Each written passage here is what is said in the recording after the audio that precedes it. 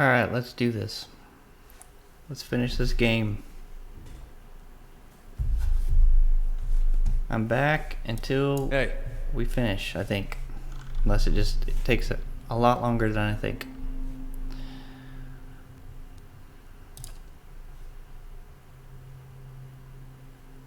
If doubts and curiosity plague you, you're skidding your knuckles on the wrong door. You see many things that aren't there, Watcher. Perhaps the symbol was for your disappearing sanity, and we are to bid it farewell while you still have the wits to grieve for it. I saw a symbol with 12 circles. What does it represent? That symbol? The Godhammer.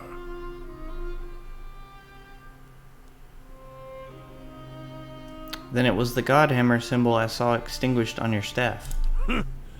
No riddle there, Watcher. It took 12 of us to build the Godhammer. Afterward, I took my leave of all of them to see what Margren had in store for me. I've seen none of them since. Are you sure there isn't more to that story? Your kind has a way of interpreting its visions to fit the version of the truth you like best. But Margren's flame leaves no room for interpretation. Waste the time of others with your distortions and your fever dreams.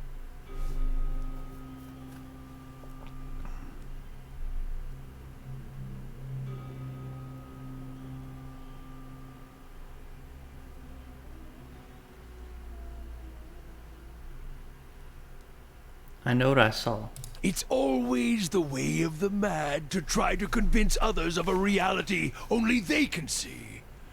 But when your doctrine's the truth, it requires no convincing, only an opening of the eyes.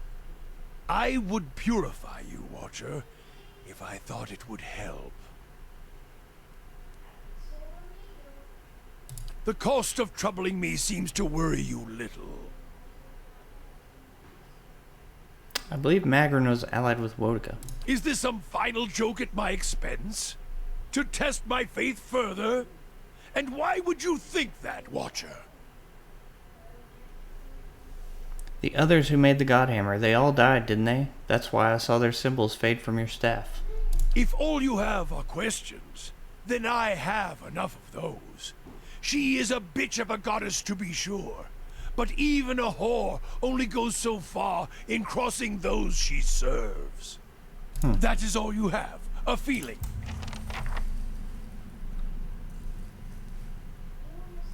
Talk to Durance about Wodika.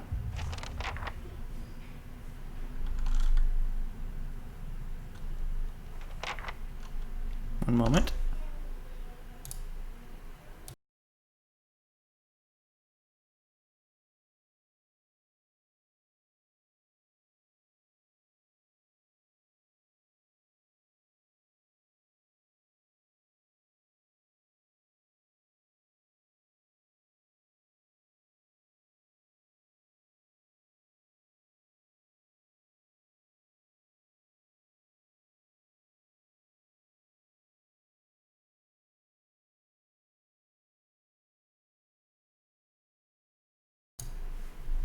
Sorry about that.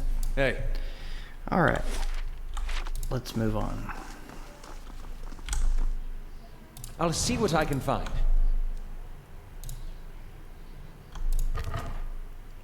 Exactly what I needed.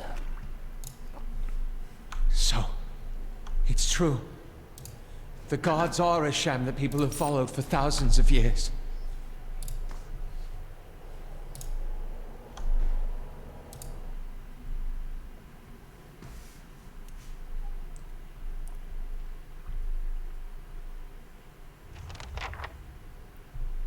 Search for Theos. Correct me if I'm wrong, but didn't we note a rather sharp drop somewhere around here? What is that black fog?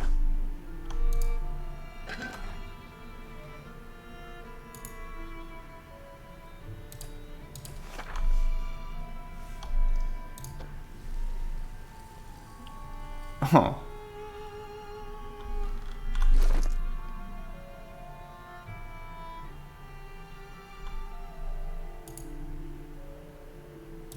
Hmm.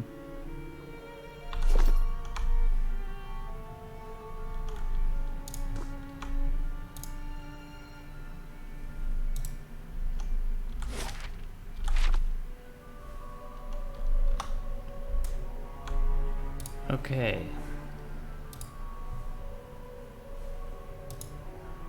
Guess I'll just trust that I'm not going to fall in a hole somewhere.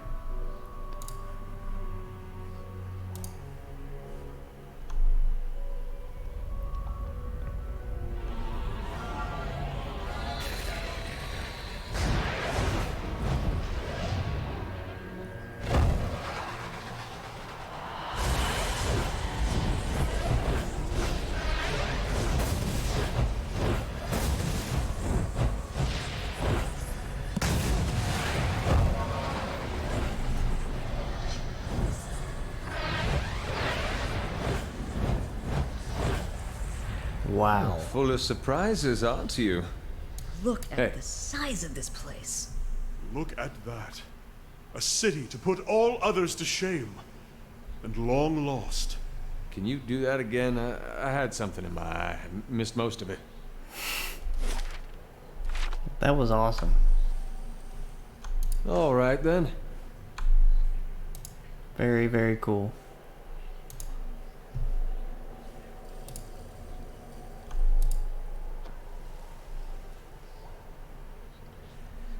Every time one of those turns to dust, I think of Infinity War.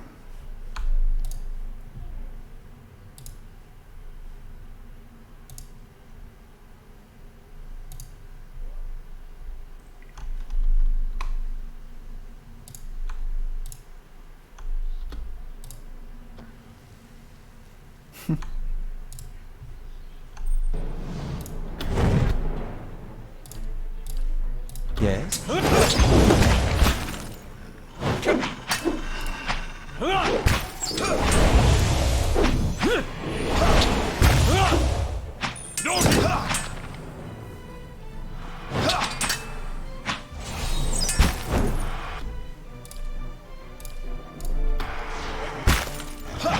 That's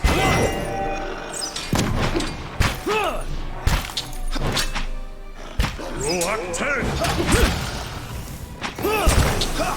Wait, save.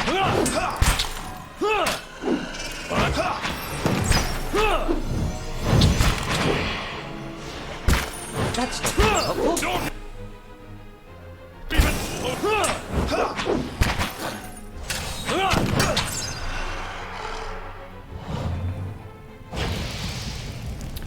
Those guys are a little tougher than the usual shades. So, Hey. need to be careful here. Quietly now. We've been lied to. Our whole lives, and many lives before that. And it's led us to put our faith in a pantheon of gods that never deserved it in the first place. People need something to believe in. The gods, however they came to be, have served that purpose. Indeed. And I fear what would become of the world if people lost that mooring. Even widespread belief in the gods seems like it's barely enough to correct our aimlessness and contain our depravity. I've also been thinking, there won't be much left of Theos by the time you're done with him, if I know how you operate.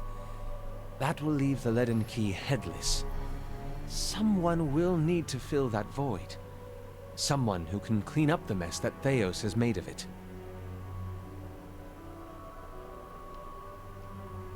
Do what you think is right.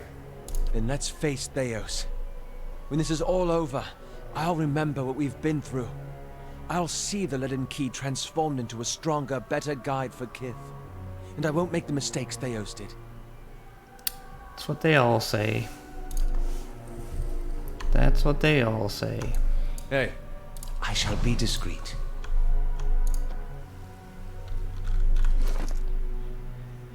Boots of Speed.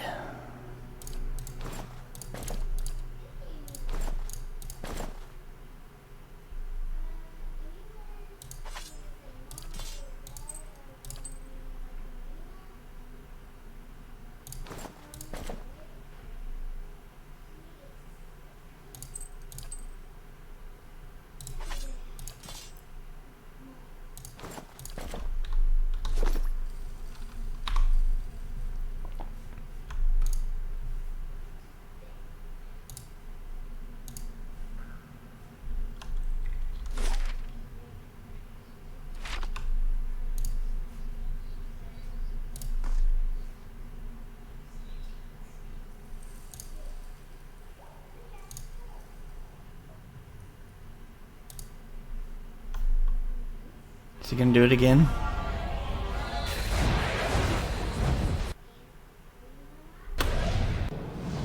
Oh no.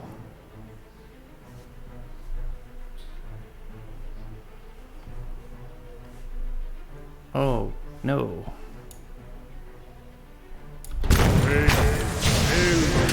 Oh no.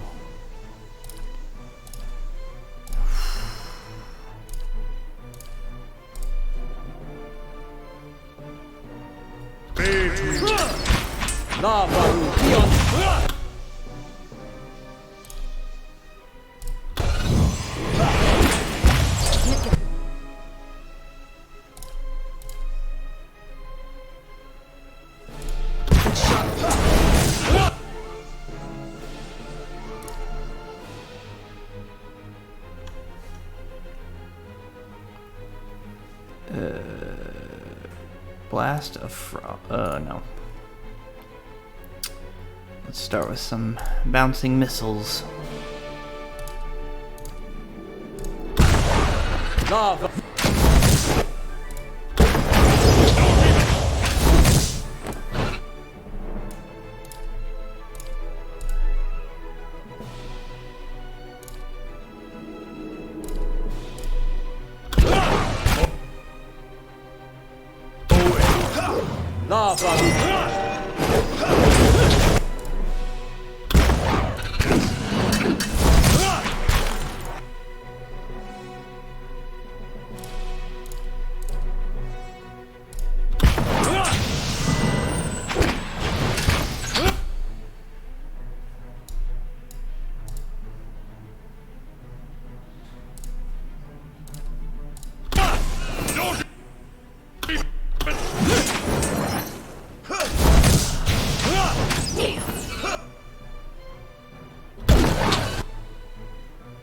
Ooh.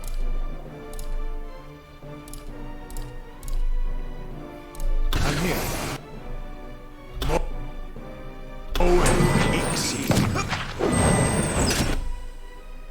All right.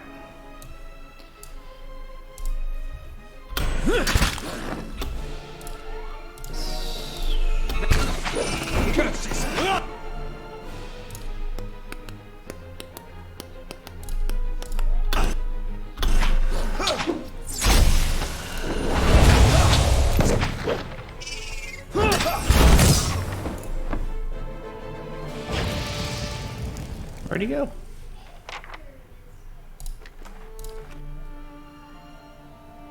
Hey.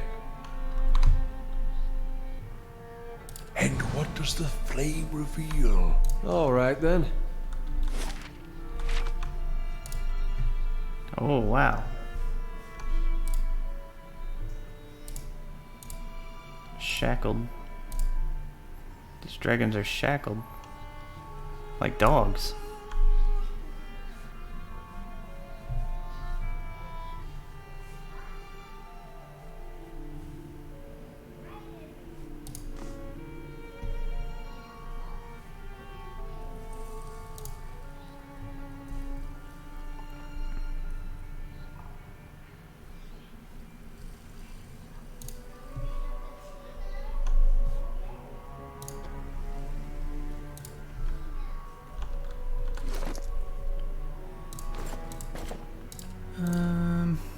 Bracers of deflection. +5 deflection.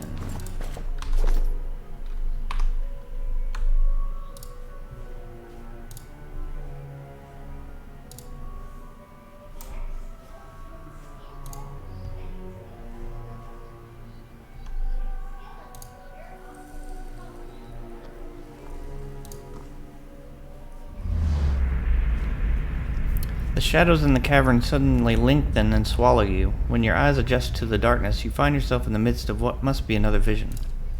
You are surrounded by mists. The ground feels springy under your feet. You imagine that, as soon as you take a step, the soil behind you will erase all trace of your passage. As if on cue, the mist before you clear just enough for you to take a couple of steps forward. You do, and the fog closes behind you. You continue for several minutes in this manner, one step at a time, never seeing more than the ground right in front of you. Eventually, rays of light cut through the haze, and you find yourself facing a canyon wall. Durance's head twitches, as though a mosquito has flown into his ear. He swings haphazardly at the air with his staff. Something whizzes past you. Just as you turn, you catch another whir of movement. Out of the mist flits a shape, small and round. You think you see another, and another. They tickle the corners of your vision. You turn back to the canyon wall. The sun shifts along its path, and what looks like a smooth rock face is the hollow of a cave. A figure steps out, its features shifting and changing before your eyes. He who sees and is not seen, save when he chooses, it seems. I thought the god of mysteries my chief enemy at times, but one cannot seek out answers if the questions aren't there. The figure transforms from male to female, from Orlan to Amawa, its bones lengthening and its fur receding into its flesh. The only detail that remains constant is the smooth, eyeless face. The whizzing, rushing shapes from the mist converge on the figure, and as they form a spinning cloud, you realize that they are the eyes. You understand the value of a mystery watcher, a buried scroll, a hidden truth. These are my ways. You unravel a thread, Watcher, one you have lost and discovered over generations, and following it to its end has only brought you back to the beginning.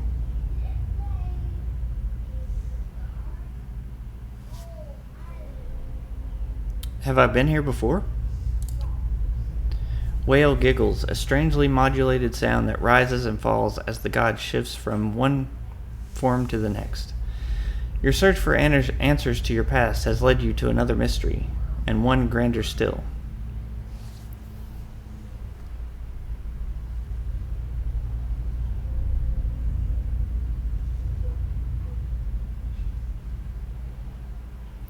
My goal now is to see to the souls Theos has trapped.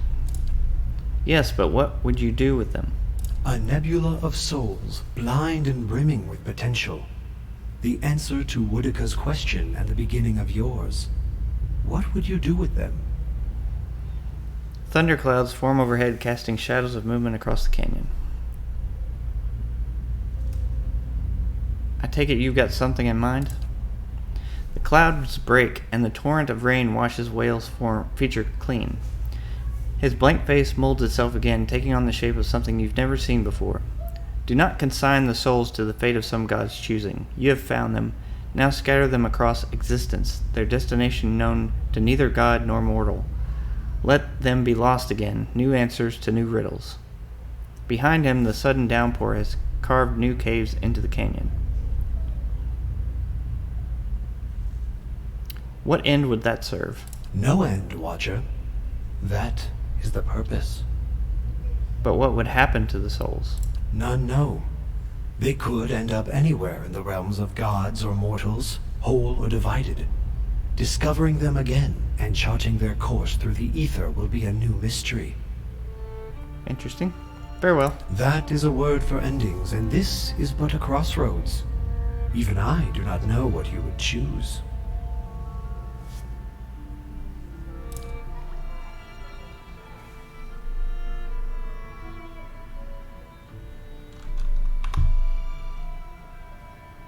Let's see what lies this way.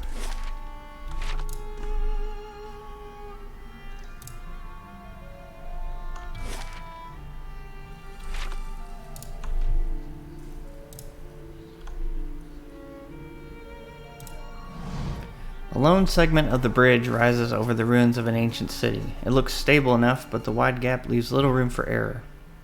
Jump.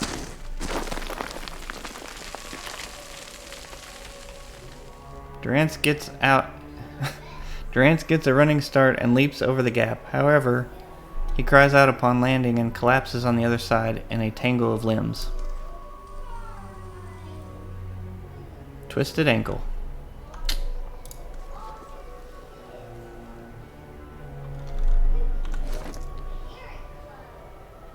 Spell defense bonus. Yeah, I'm fine. Hey. Now we gotta go jump back over.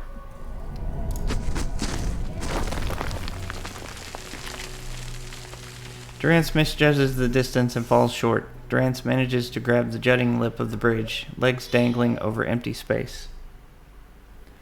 With a painful gasp, Durance climbs to safety. Sprained wrist, twisted ankle. All right, then. Very good. I might as well rest.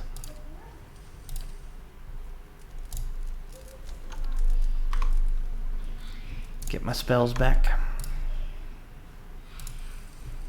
I'm sure there's something here.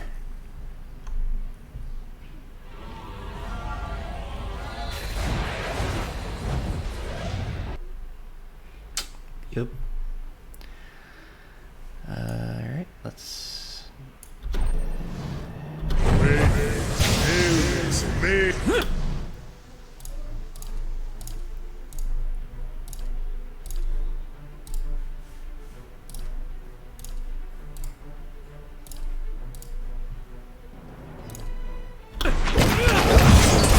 Oh, there's that Drake again.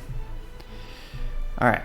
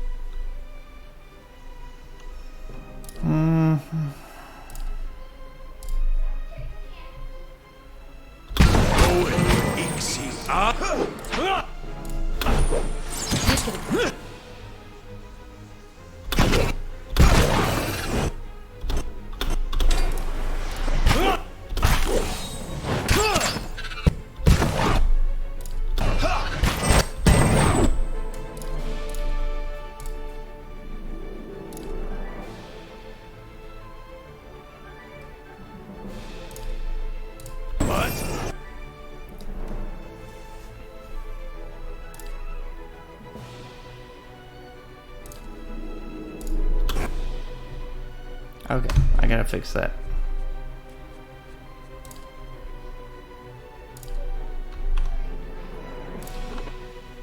Yes? I'm here.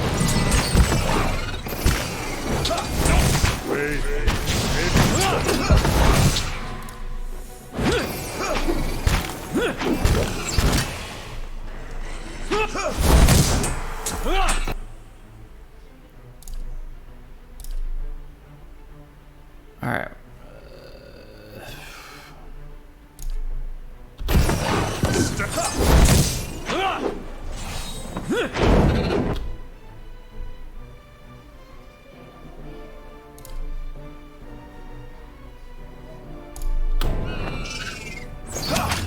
Curses! Go away! Leave it to...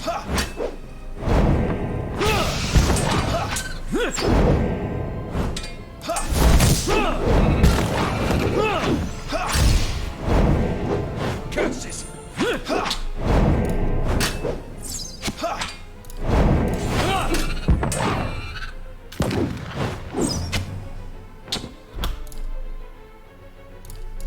Following your lead. Stand still!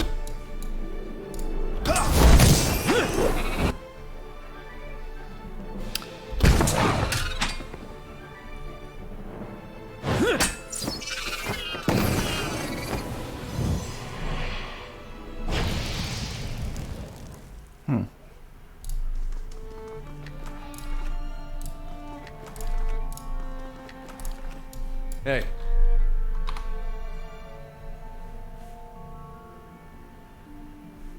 Of course. Let's see what lies this way.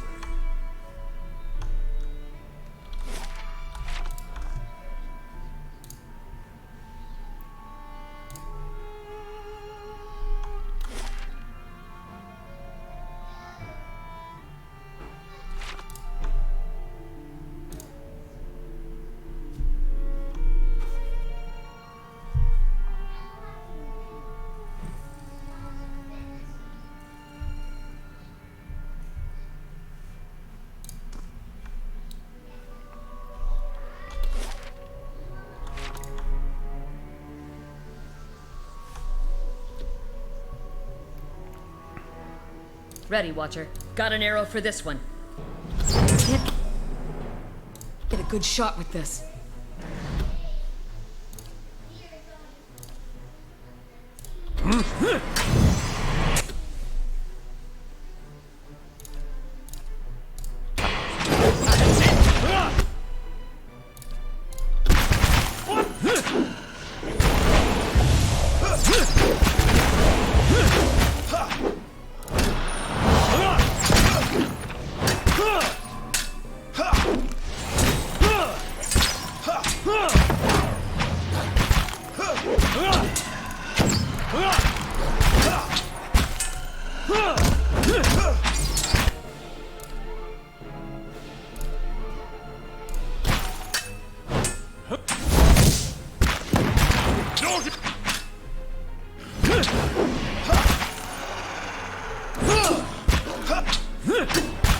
That's not very helpful.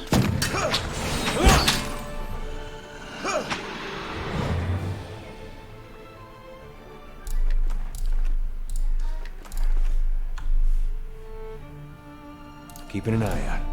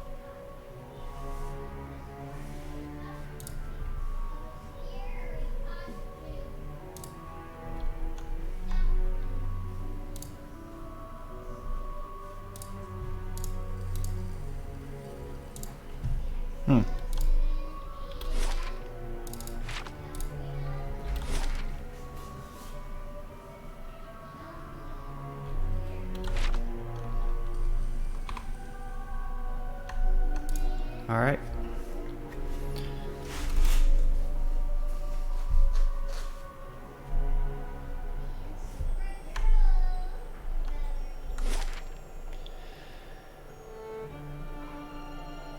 Ooh, that's a big Ingwithan machine right there.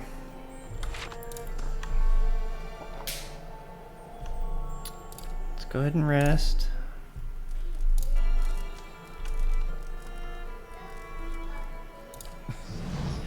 Doesn't that just beat all? Here I was, wondering all this time whether all these terrible things were people's fault or the gods. Turns out they might be the same thing. Wonder how things would have gone different 15 years ago if the Raid Sarens had been told their god was made in some forge or kiln someplace. Would we still have gone to war?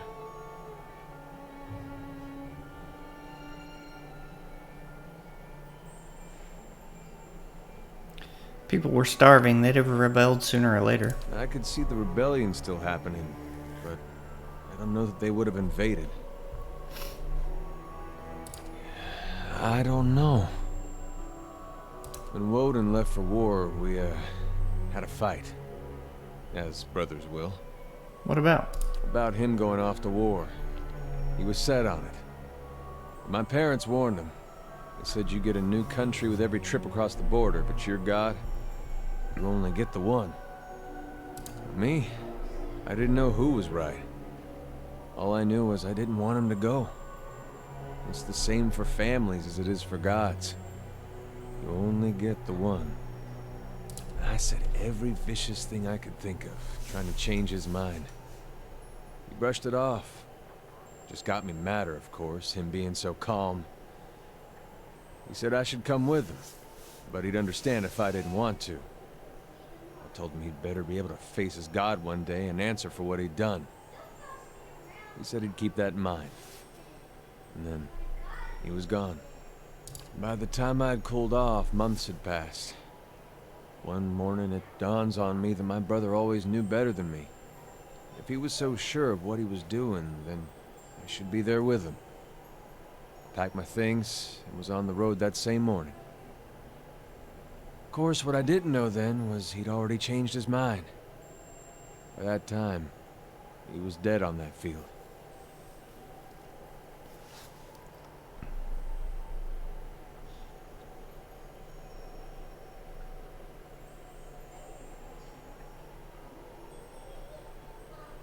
Do you think he went to Widewind because of what you said to him?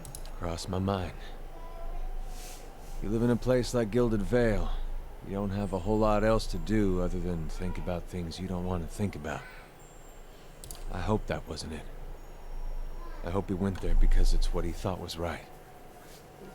But it seems I'm not meant to know. Let's be on our way. Still one more mess we gotta straighten out. Come on then. I still owe you one.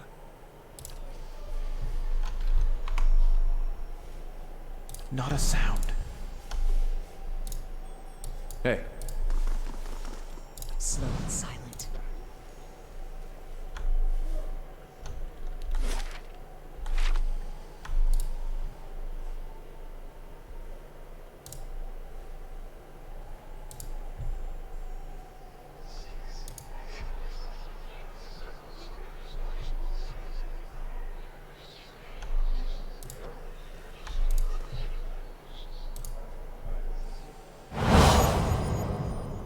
Are you ready to take the oath? To spread the word of the gods to the lost and heathen?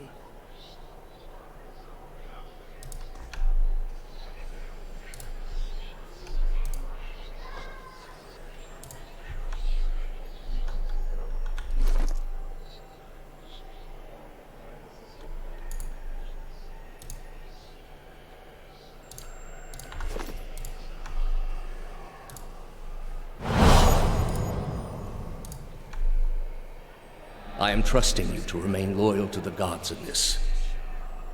If you do not, you will have greater powers than me to answer to. But you will answer to me as well.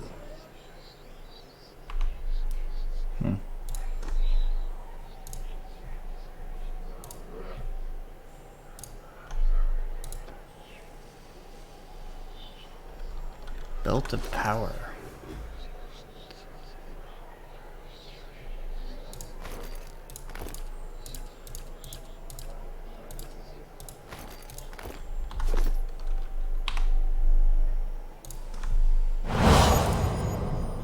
I wouldn't ask this were there any other choice.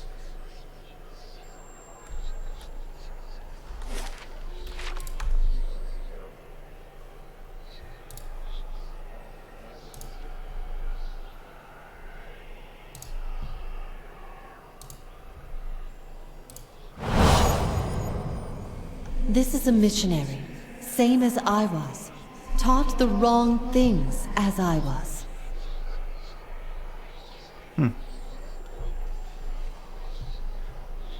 Uh-oh.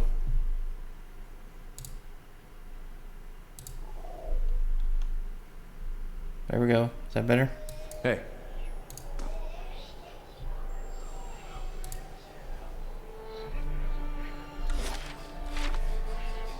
Posture check.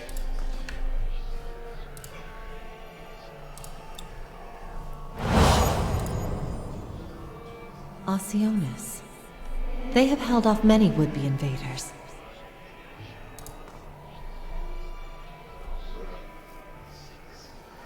Osionas. Oh. I'm about to finish this game, Master Grade. I think. You are ready to give a confession? I am ready to hear one from you.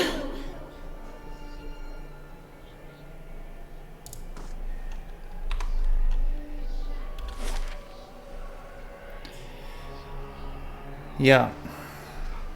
And Dwarven Dad single-handedly redeemed, or did the community challenge, so I get to play an adventure game next time. I set my channel points a little too low, I think.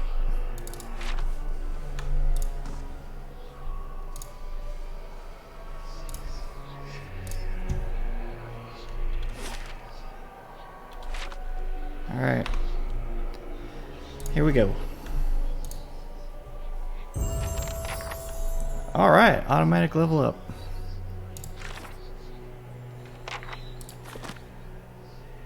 Let's do this. Athletics.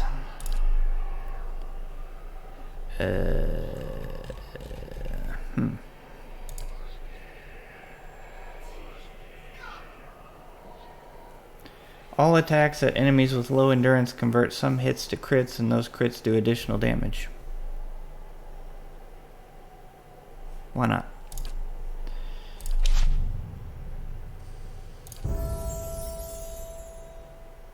Stealth.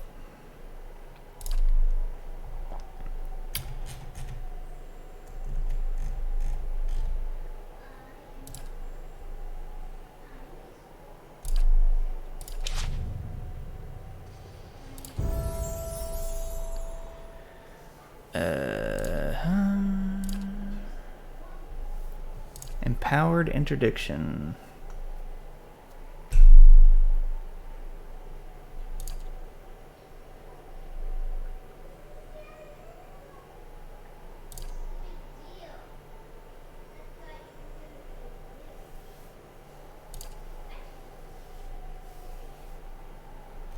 Bonus. Ooh, I want a bonus. 4th level spell. Sounds good.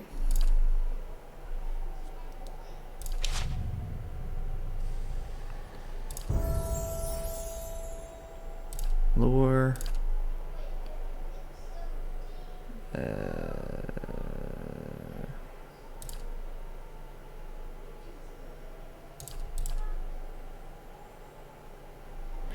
Sure. Mm-hmm.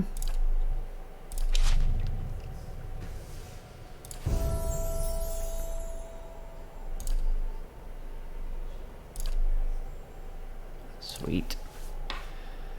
Let's see. Calls down a drake from the skies to fight for the party. Oh yes. Summons 2 fearsome ogres. Oh yes. Revives allies in the area of effect with a small amount of endurance. Oh yeah.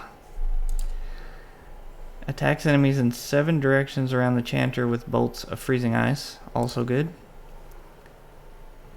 Empowers allies in the area of effect with bonuses. Empowers allies. Alright, ogres, drakes, or revive.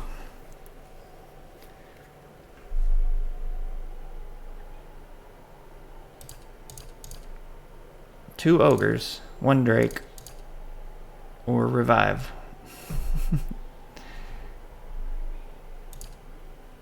I like the idea of ogres.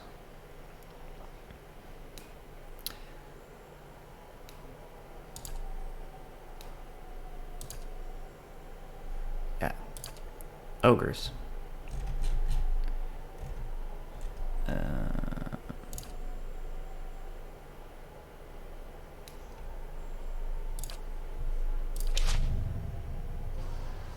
And finally,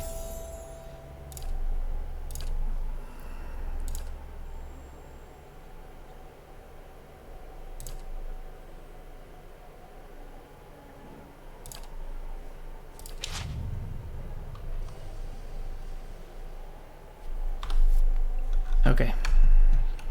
This must be it. Let's...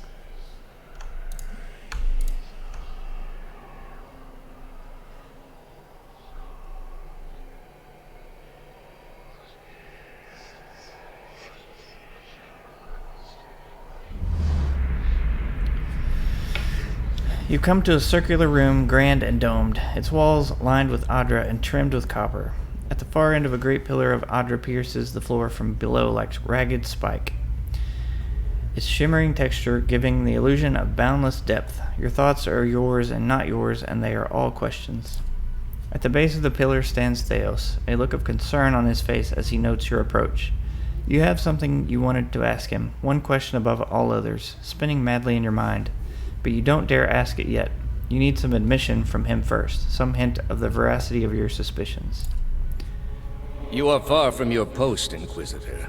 What brings you here?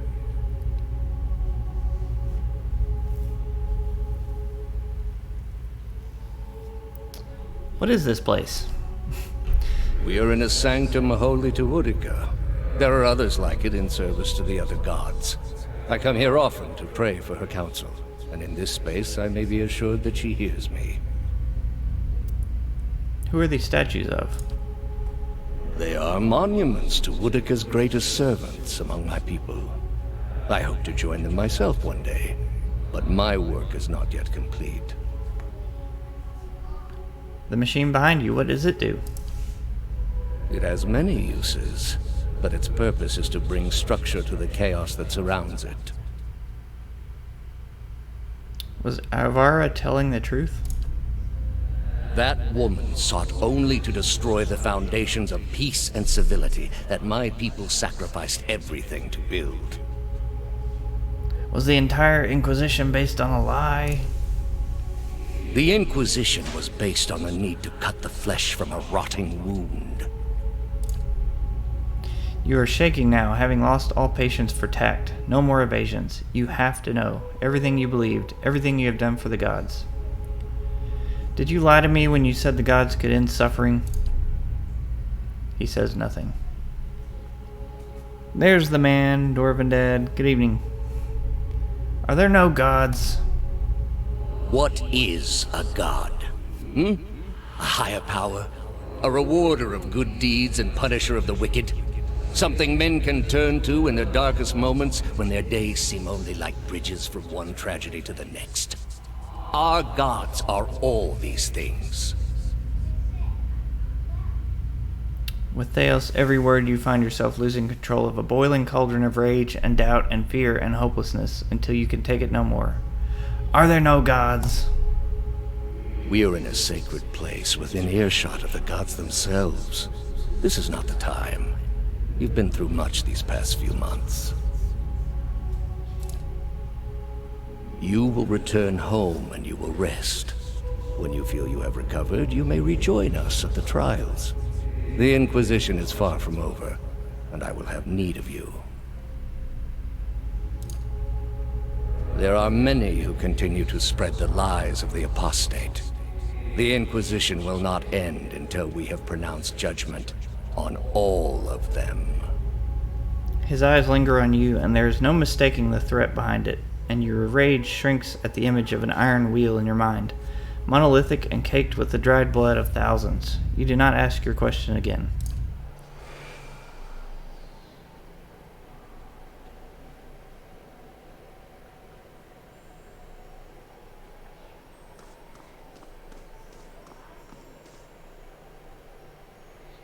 How did you find it? I didn't. It was Lady Webb. Another in a string of acts of petty defiance. For all her knowledge, she always preferred spite over reason.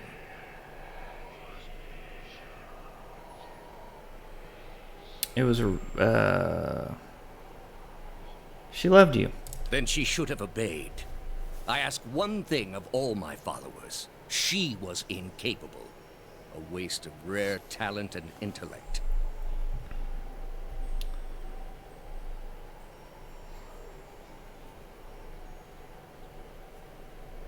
Blind obedience is a lot to ask of someone with a mind of their own. What of your cohorts, then? They have followed you to their deaths. Is it loyalty that brings them here? Or is it, as my agents suggest, that they have no direction of their own? You worshipped Aethys, did you not? Your spies are good. What gave me away? The cape?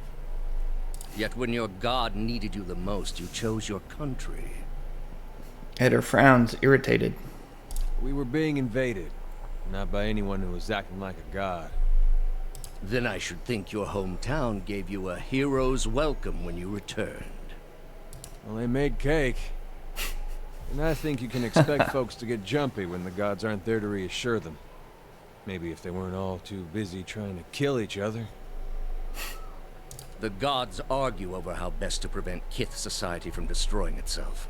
These disruptions would not be necessary were mortal instinct not so diseased. You have devoted yourself to studying the work of my people. Why? Because I believe we can learn from the past and use that knowledge to better ourselves. I wanted Rauatai to surpass the Angwithians, build upon what they knew.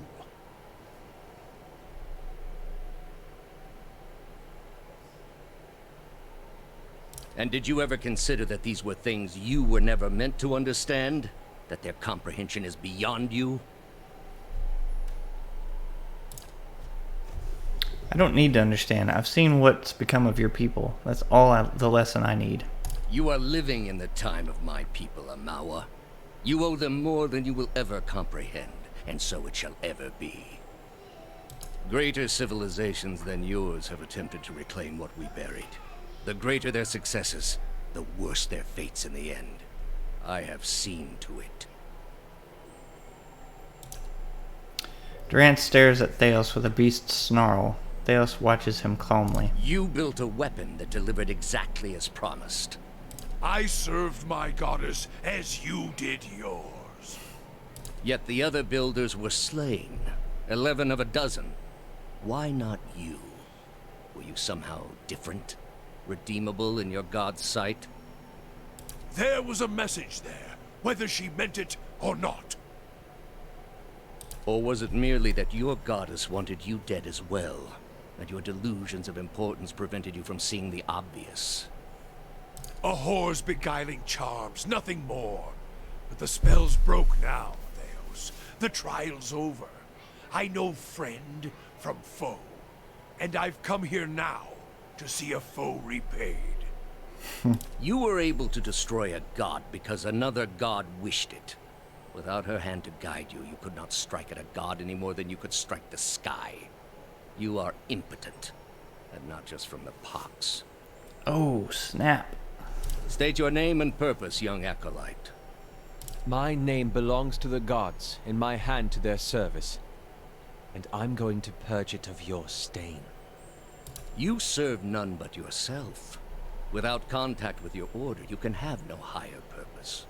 Only the base concerns of the flesh. You have cast yourself from our ranks. No. I've risen above them. I'll take the leaden key and lead in a way that you, who remained nothing more than a slave to the gods, never could. A leader without insight, directing an organization that does not question. Quite a vision, Initiate. You are far from home, dwarf. I knew my hunt would send me a long way from Masuk. It was a challenge I was glad to undertake for my village. A journey, then? It must be of some import to take you so far and to last so long. It's important to Masuk, and so it's important to me. You are here because you are lost. The gods cannot reach everyone, I'm afraid. May you fare better in your next lives. He directs his gaze at you. I gather you have had your soul awakened. Why else would you shadow my footsteps like some stray mongrel? You think I have something to offer you, but our business was concluded long ago. Our business will conclude when you have told me all I wish to know. I answered your questions once. That your soul is not fit to accept the answers is of little concern to me. I lied to no one. Not to you, not to anyone. The gods are real. They are everything we need them to be, and the world is better for it.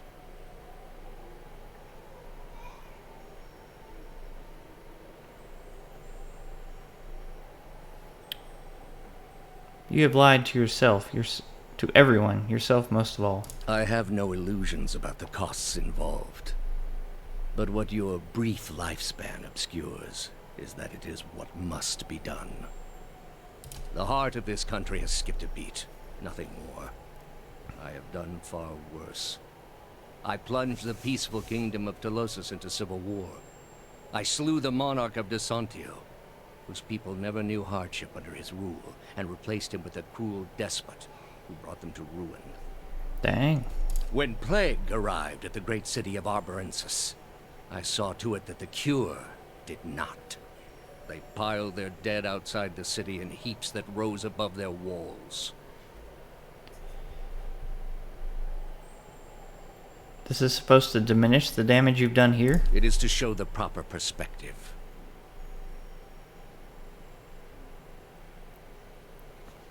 Oh, I got rid of that extension. It was it wasn't great. Yeah. Sorry about that. But I have so many other requests that you can make. Just use those points, man.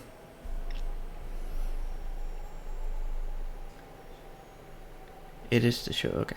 There was a time, back when your soul was still a shapeless mist, when the world believed only in false gods. Thousands of them. Gods that told them to take slaves. Gods that told them to make war upon their neighbors and devour the slain. Gods that told them to burn their children alive and cover themselves in the ashes as a sign of their faith.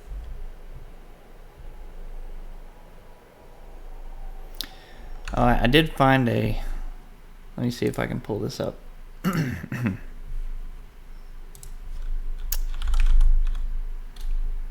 found a site that has a bunch of interesting sounds. Here's one.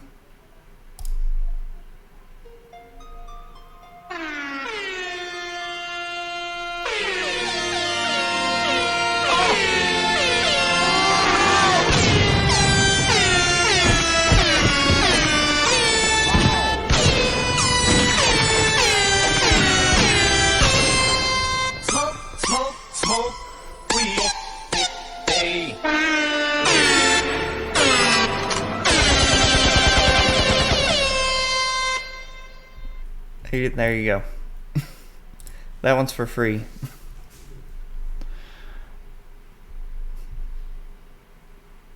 But all that changed when they learned of the true gods. Our gods. All those misshapen, bestial instincts melted beneath the radiance of our god's majesty. You could see it in their eyes. That dull emptiness replaced with the glimmer of a kindled spark. That completely broke the immersion I had with this game. I have no idea what's going on now.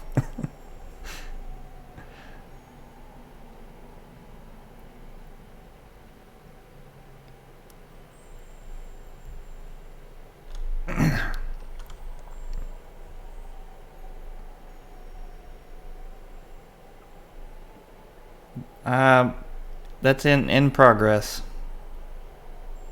Yep, I'm still considering things.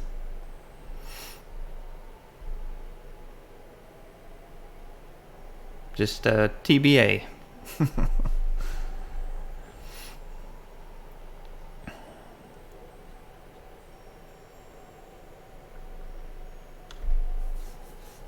Oh, I'll drop the base.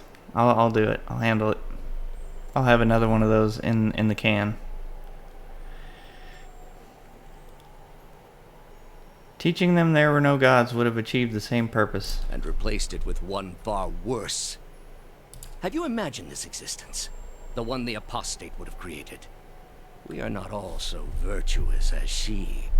Without our gods, the most wicked, the most tyrannical, they would take that power for themselves. But more than that, it would be a hollow existence. All mysteries forever unanswered. All purposes constructed from meaninglessness. No endings to bring closure. Only a wheel, turning without mercy, grinding our spirits to dust. Yes. Very awesome. What's even crazier is that Pillars of Eternity 2 is completely voice acted. Like, this game is mostly voice acted. Pillars 2 is completely voice acted, from what I understand.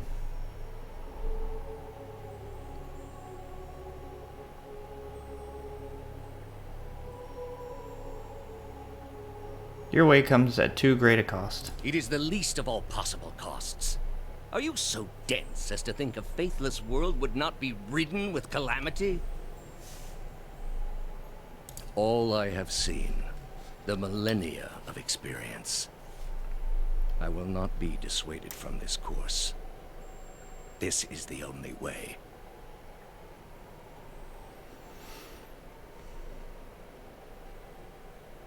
I actually don't know what, as far as turn point based, they went. I know they did change, so the whole endurance / HP thing they got rid of, I believe, which is very confusing at first.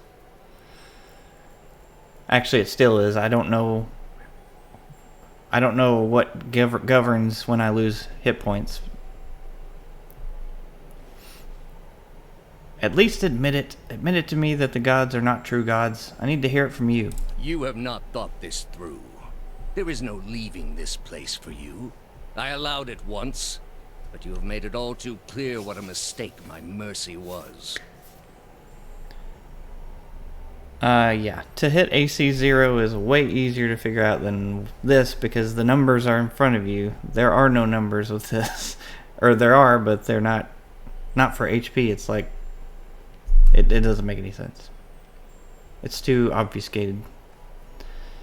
With your soul and thousands of others, I will see this world purged of its suffering. Hear me, Woedica. Your servant calls for aid.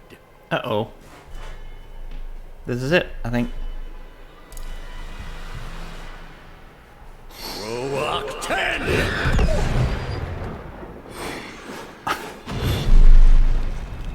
I didn't get to do anything.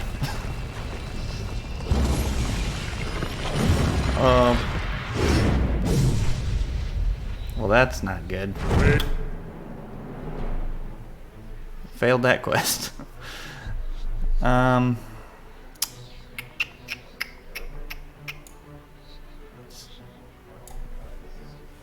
get over here if I can. There we go. And this.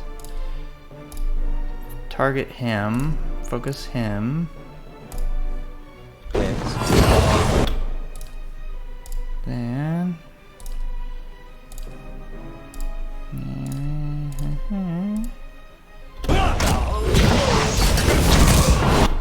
Oh, jeez.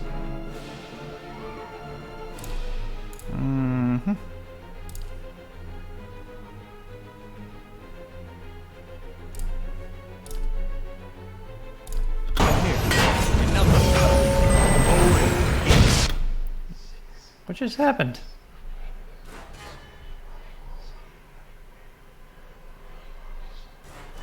Where is he?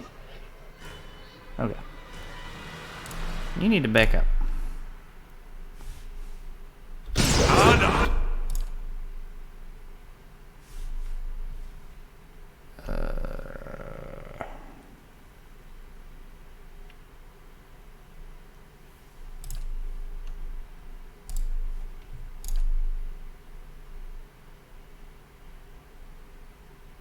I may have use for that.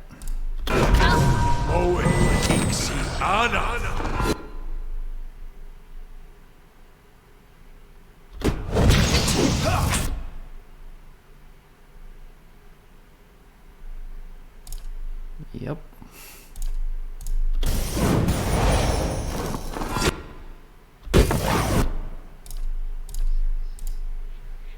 Things aren't going great.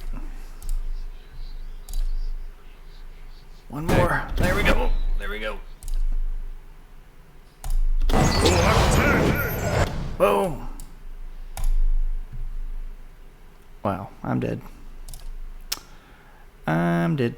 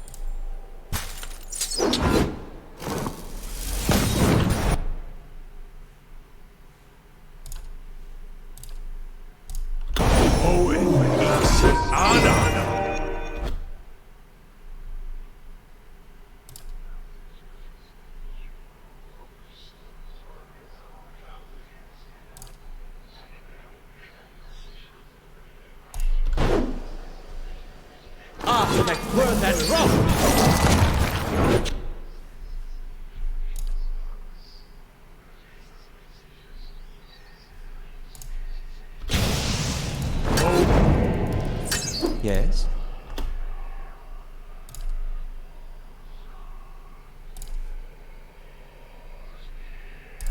How may I help? Good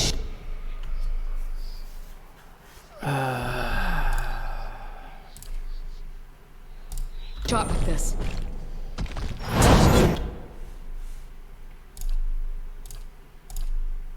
I'm here.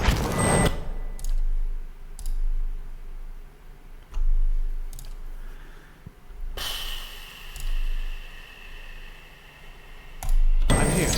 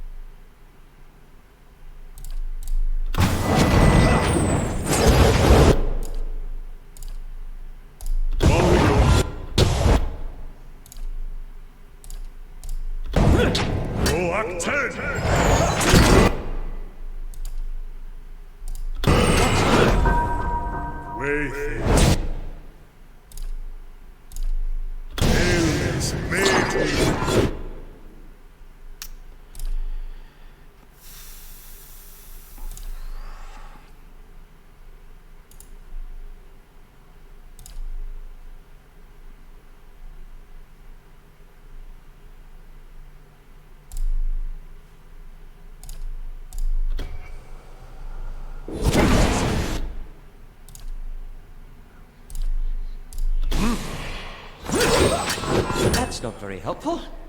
Can't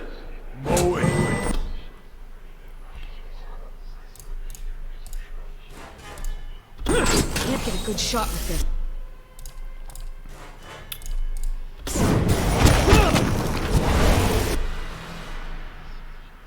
Okay, one down. Jeez.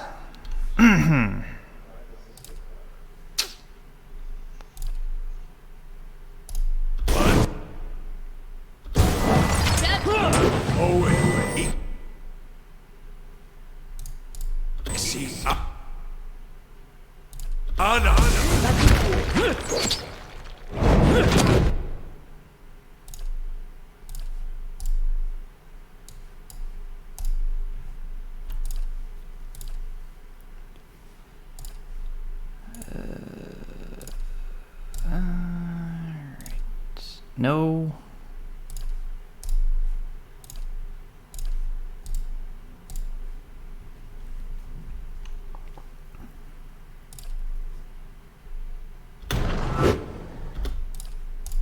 Lava will be on sea.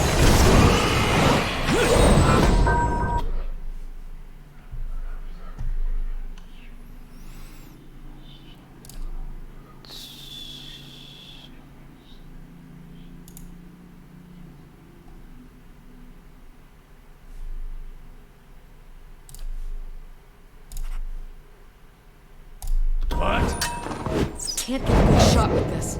Stand.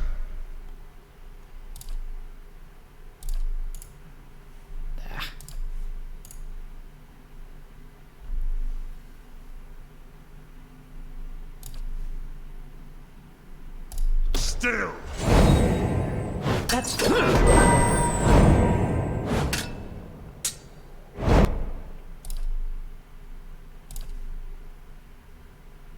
Oh. Settle!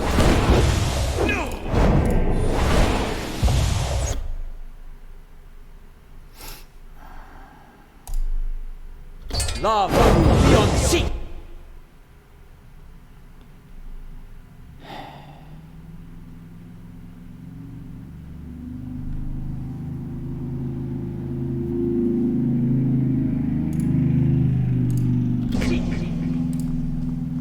It's probably a bad idea.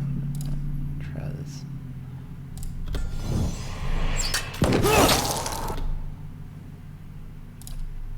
Ogre time.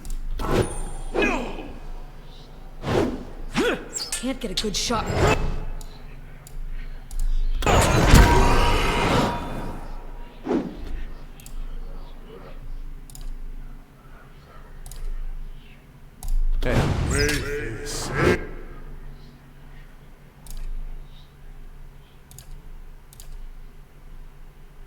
Ilmes me.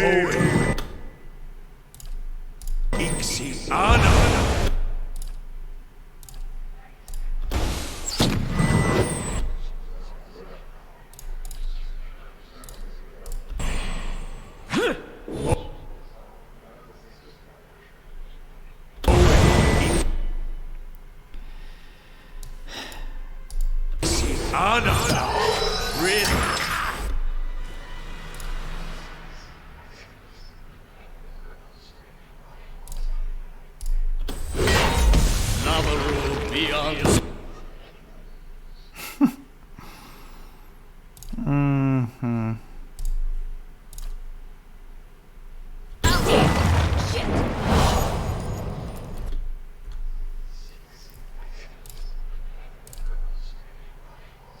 Moet Ixi Ana.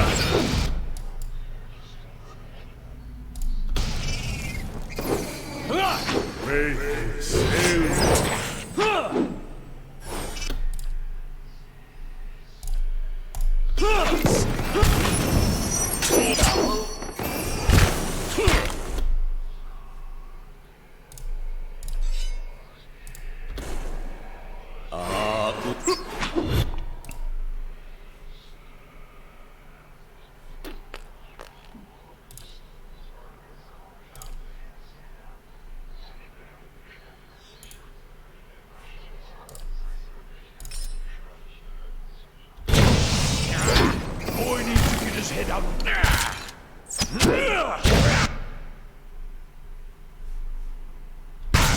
Yeah. He got. Didn't get him off.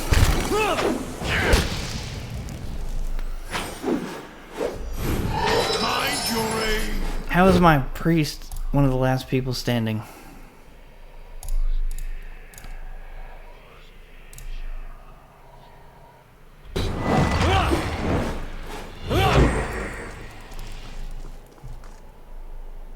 Moet Ixi.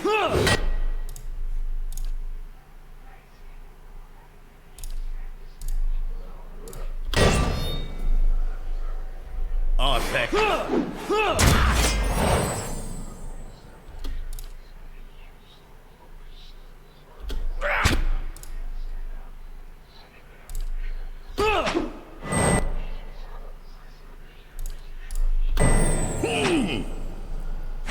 Moet Ixi.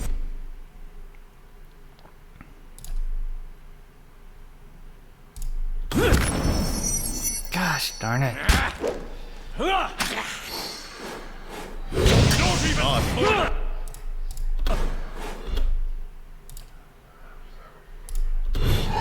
least you don't have to listen to him anymore. Dead.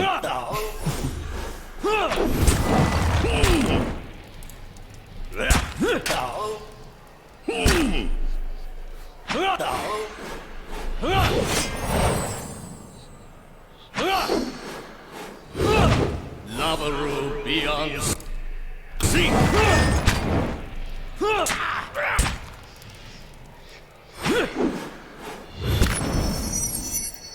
Artek, Worth, and Roth.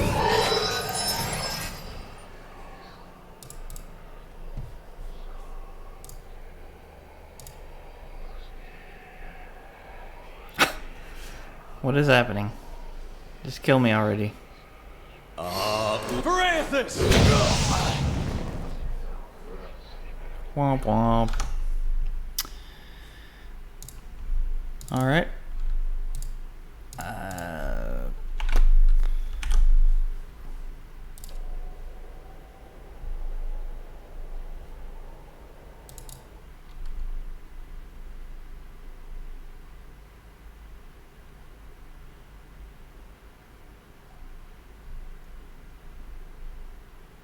Kroak 10!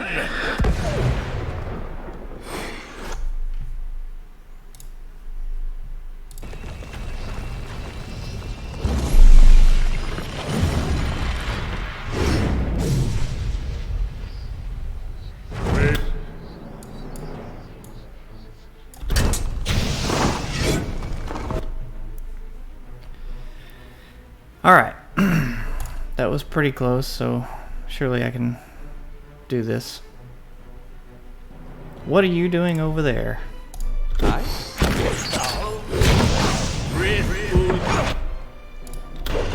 not very helpful. Well, that's... yeah. He's already dead.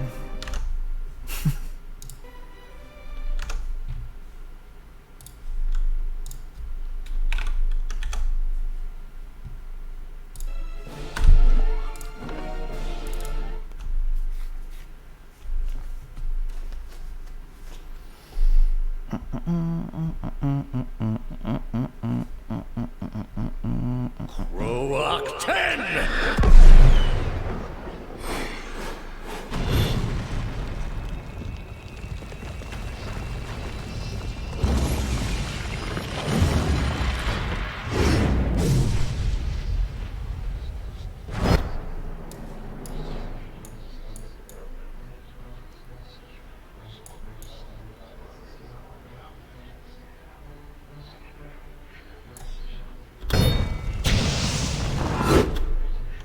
Okay. Hilarious. Thanks for making that clip.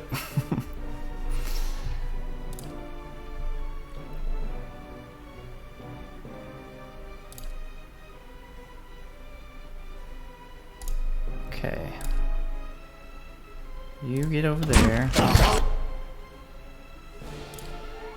Focus on these guys.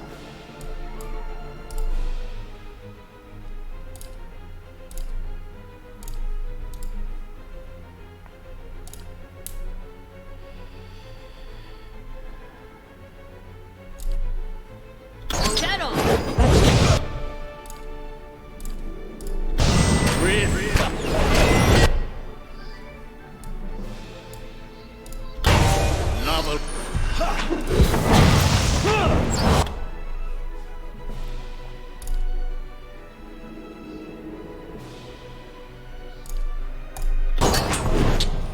Big fella's down! Where are you going?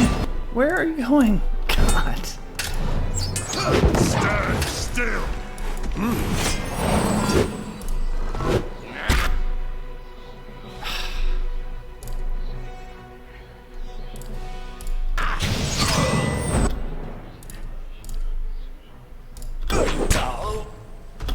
Stop following me. Golly. Following your lead.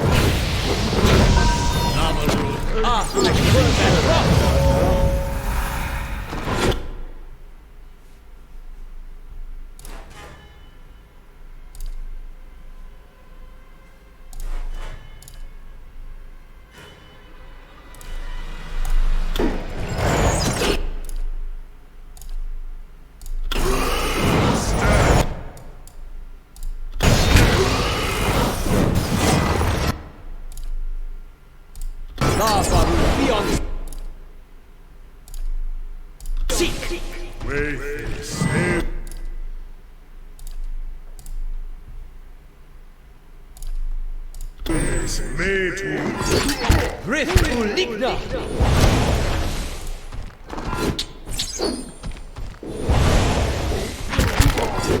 Grith Uligna!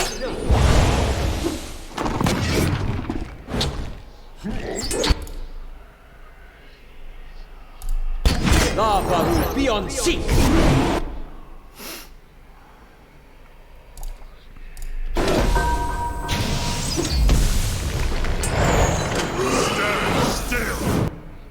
I fear we've lost the angry one.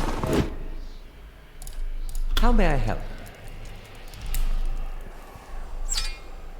Love. Aloth? Shit! Yeah.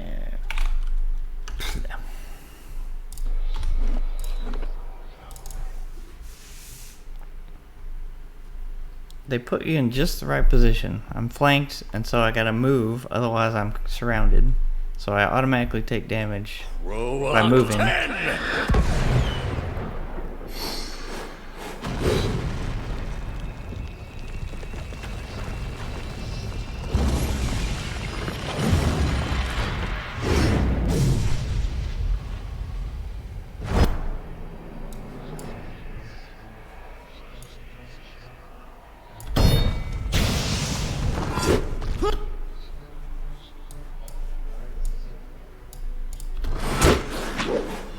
Okay. That's pretty good.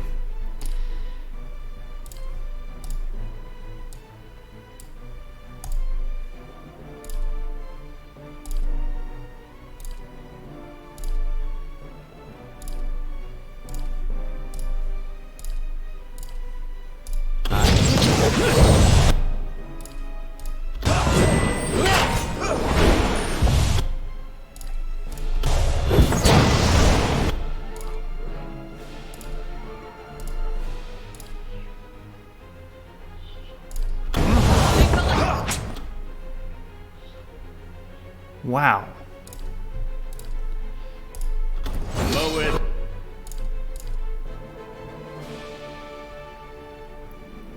Where's my wall of flame? Grith Uligna!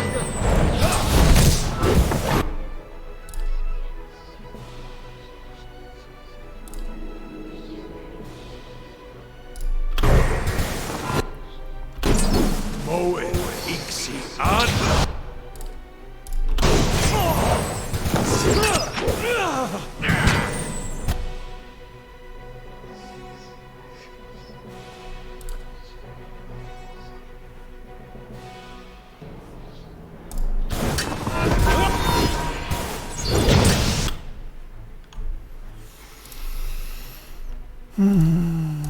Don't even. You could go.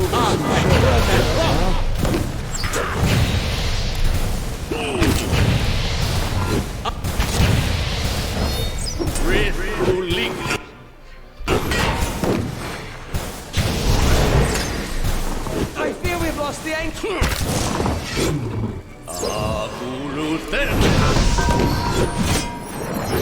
Take it all she can! following you.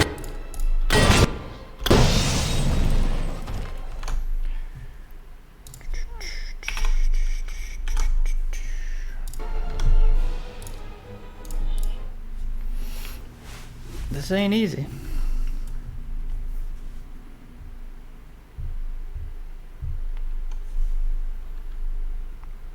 Roak 10!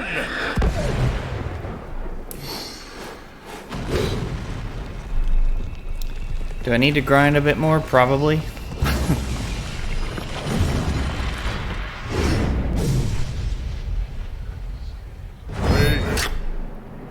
There's probably a strategy to it though, too. Like, do I need to take them down first? Because they're extremely... let's read this. They're resistant to blinded, dazed, dominated, hobbled, paralyzed, petrified, sickened, stuck. So they're resistant to a lot of stuff. So I can focus him, but after a little bit he goes into this like hibernation mode and he's immune. So then it's these two guys. once they're dead, then he comes back up and I can start attacking him. So maybe I should focus, but they hit so hard.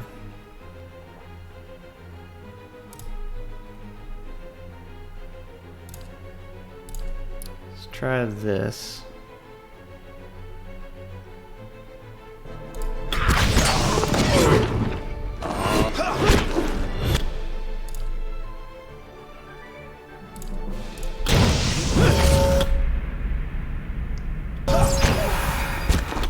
Oh, I didn't see that before.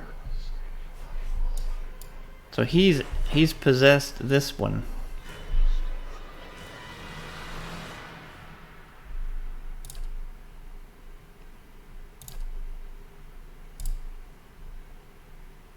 Okay.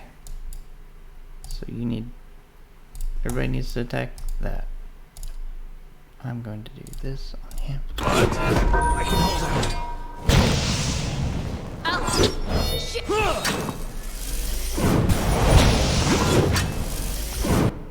Look, I mean, within 5 seconds, my entire party's almost dead. Tomas, stay close. So much for our mighty hunt. Yes. You can trust me. Okay, so I need to move so that my weak guys are back. I need to focus Theos and then watch. Kroak 10!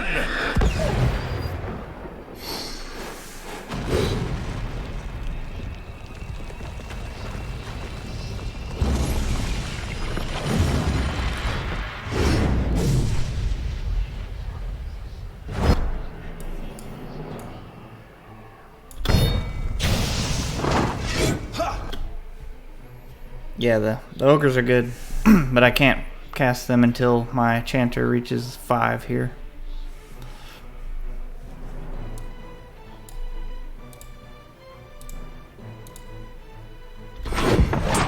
Okay. Focus him.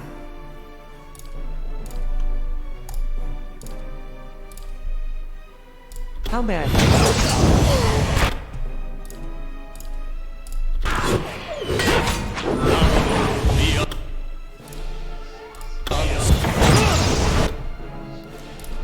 Jeez.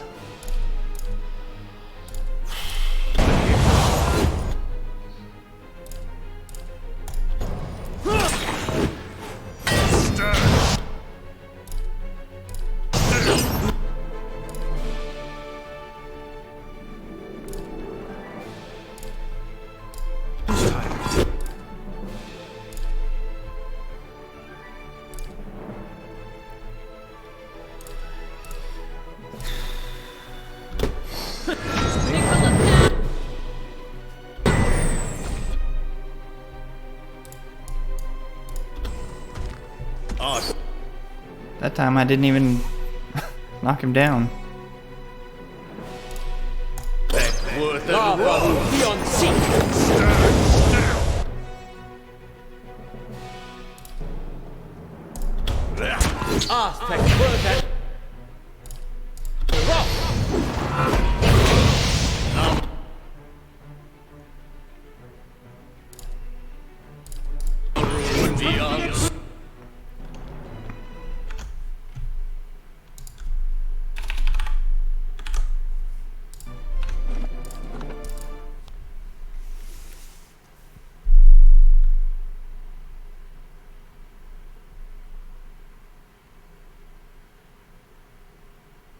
Kroak 10!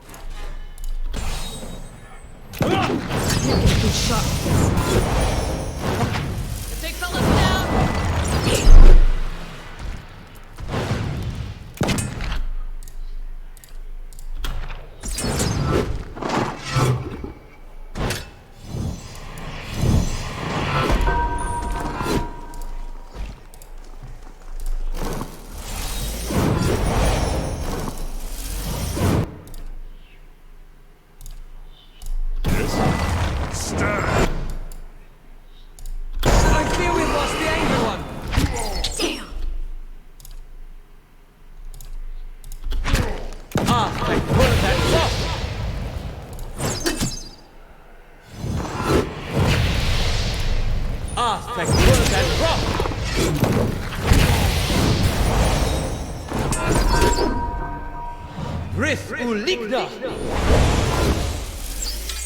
Rith Uligna! That's it!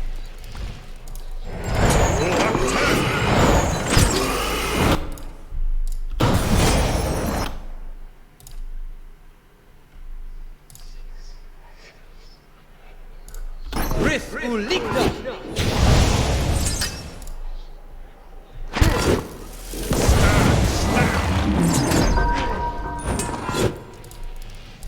Lavaru beyond sea!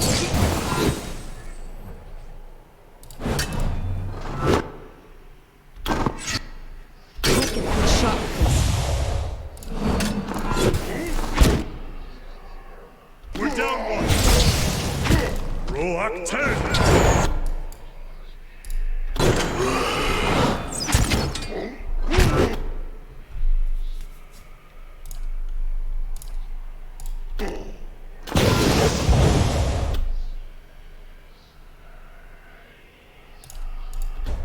Lavaru beyond sea!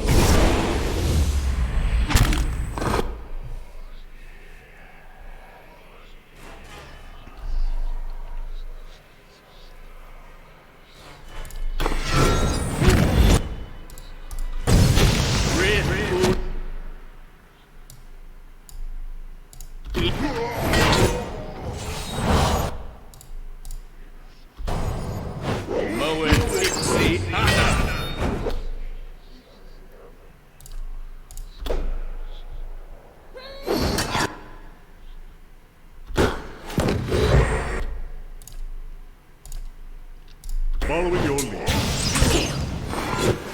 Roak 10.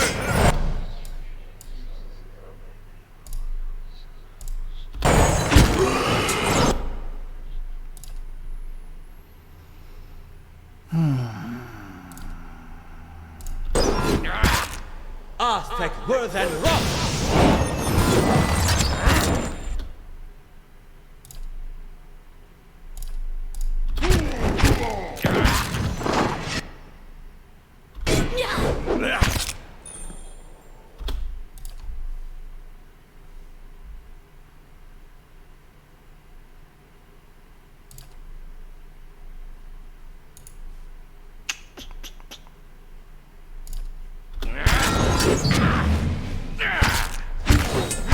Arthek. Putting us down! Lavaru beyond sea.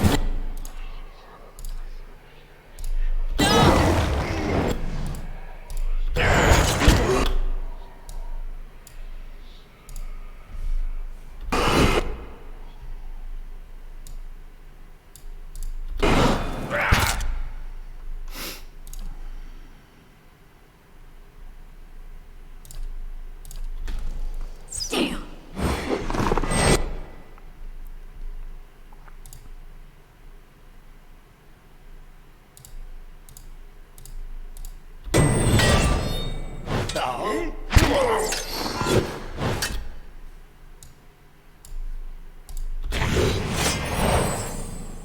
That's not good.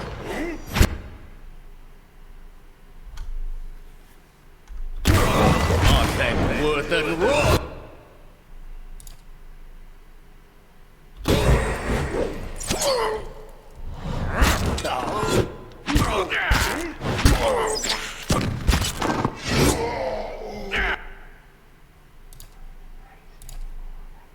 We're down one. Roak 10.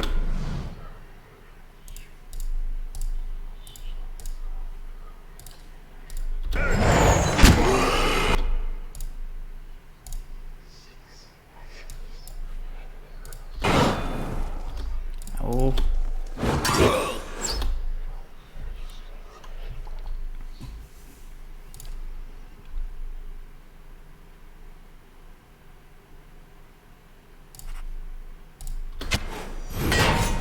Wayface.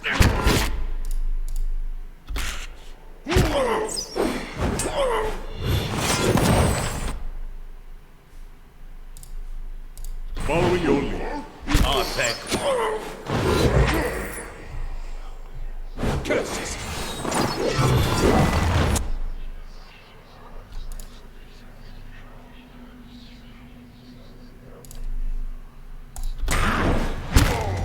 Stand still!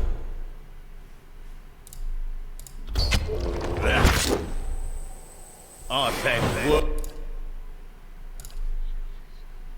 But then roar!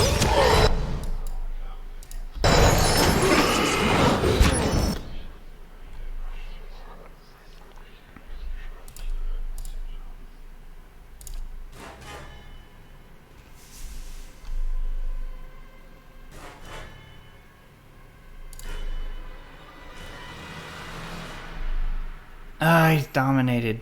Dang it. Ready, Watcher.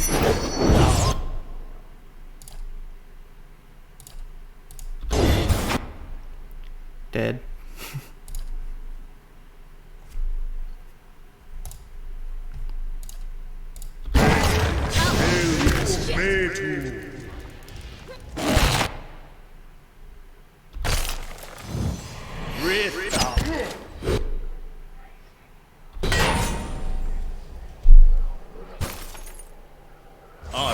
Let's end this! Your tail ends here! Navaru Don Seek.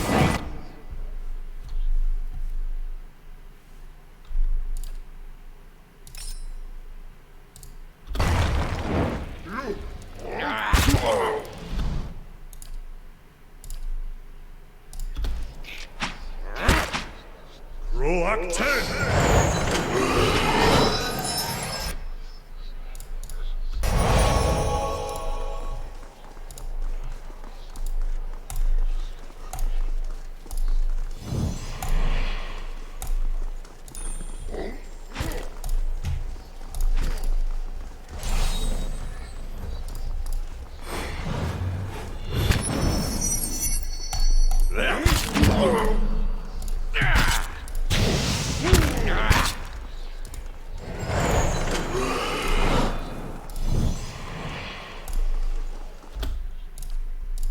Roak 10!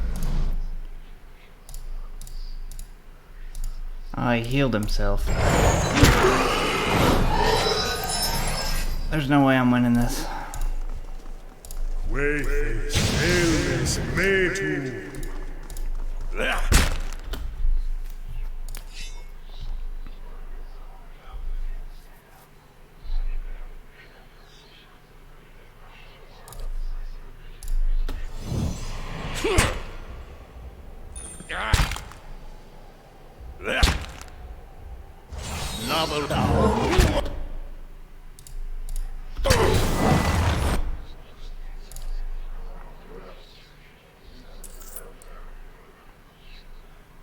Following your lead.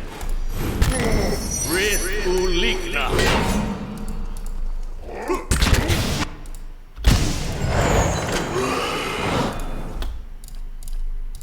Roak 10!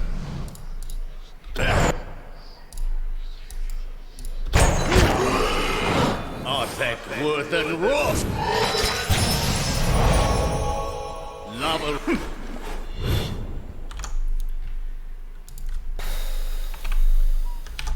Well, I thought I was gonna beat this tonight. Maybe not.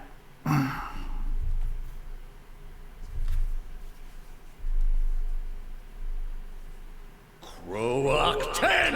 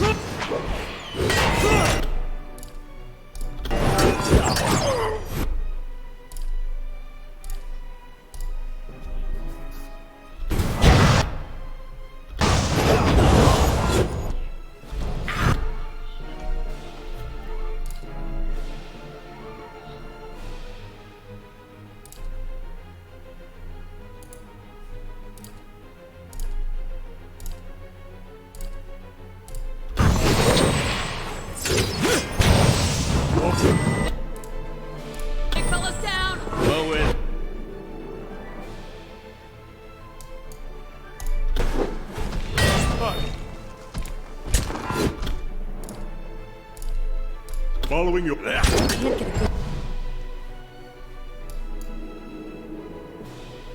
good shot with this.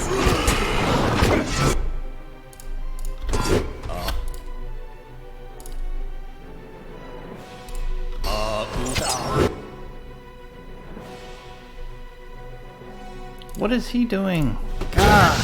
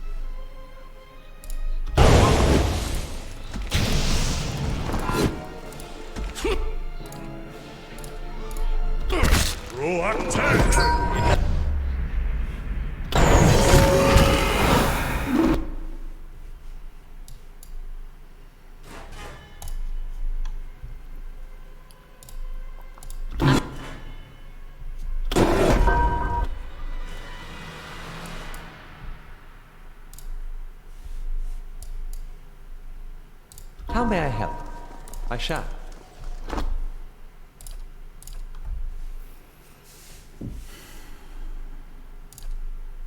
Following your lead.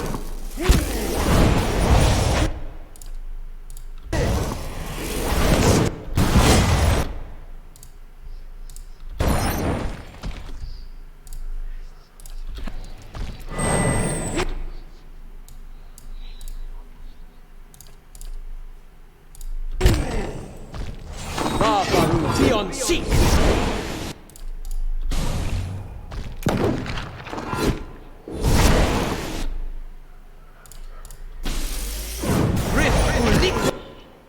We're down one. We take them down! Take them all with us!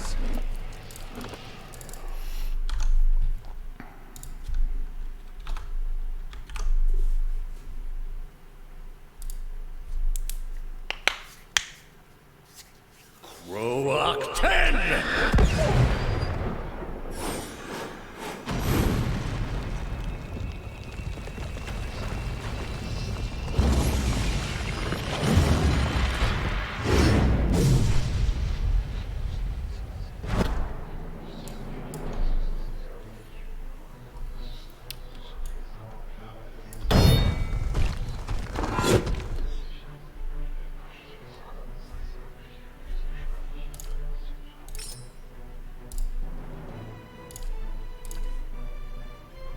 Following your lead.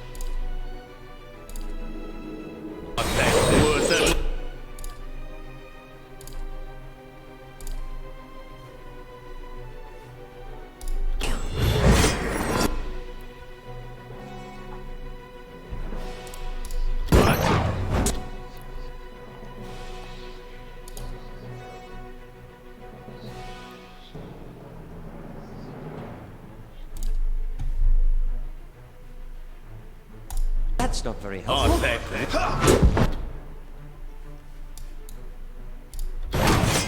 It's no use! Can't get a good shot with this.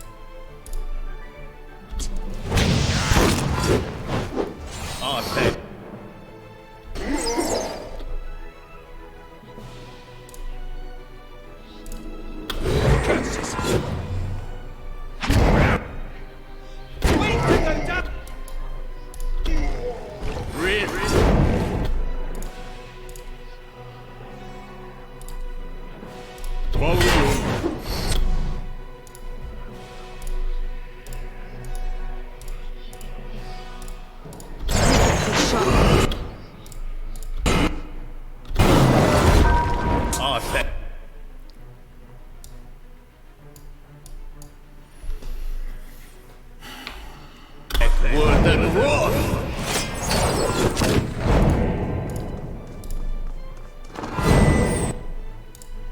How may I help?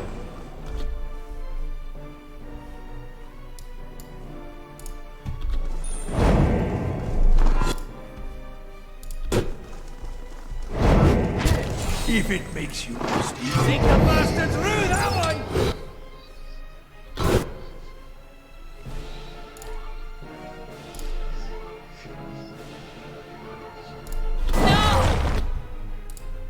Yes.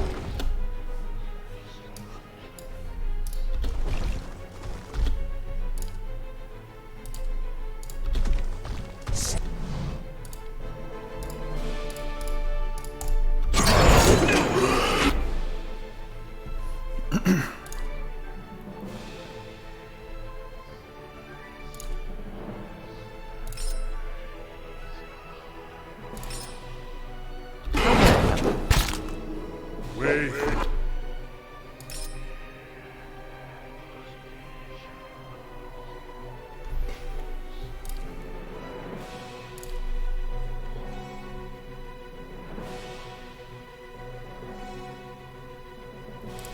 Stand still.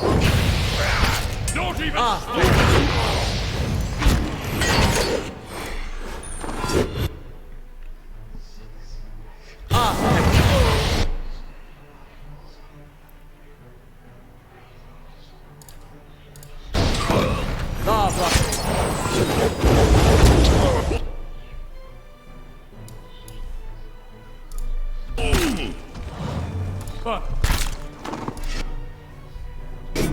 Artifact worth and wrath. Try it again, you caitiff! Can't get a good shot with this.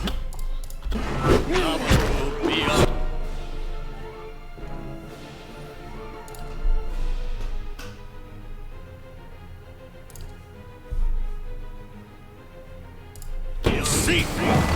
Wait. Sail.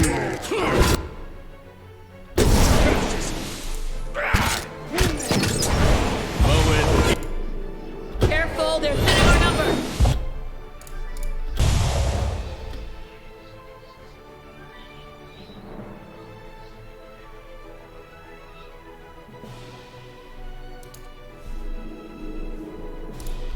La.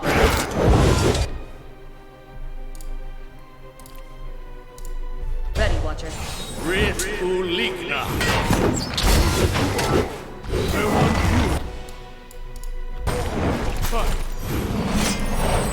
Crap.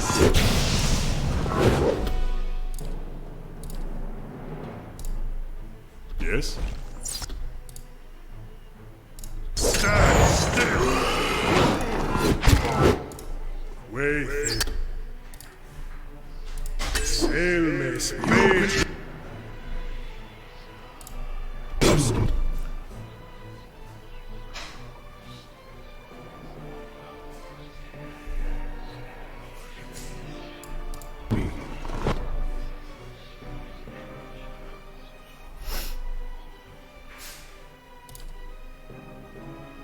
How may I help? Alhar. Shit.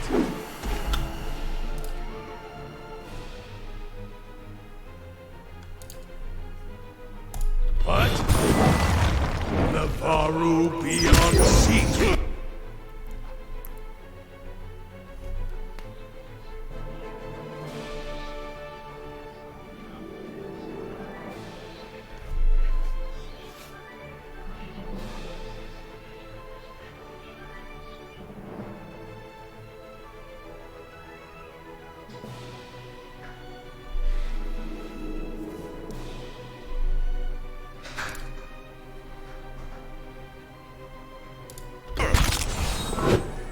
Artifact worth and wrath.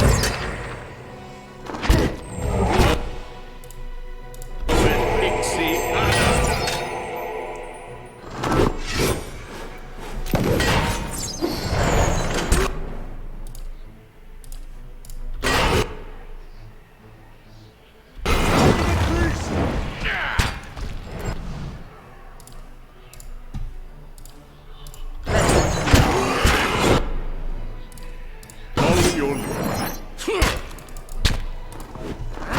Can't get a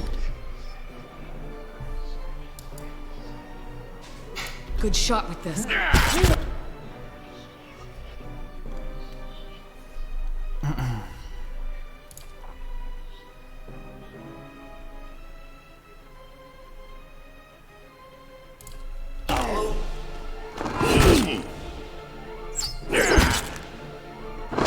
Navarro beyond sea.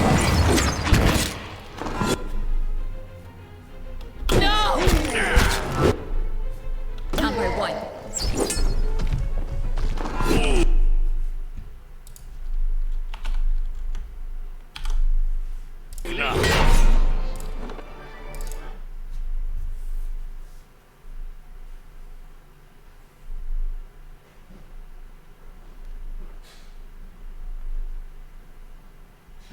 Roark 10!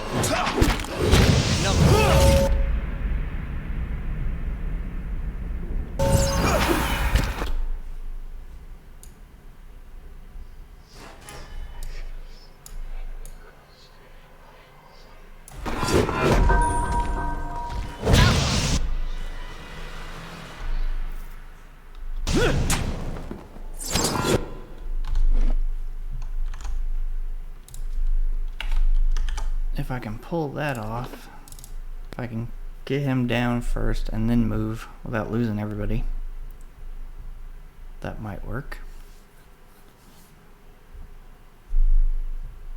Roark 10!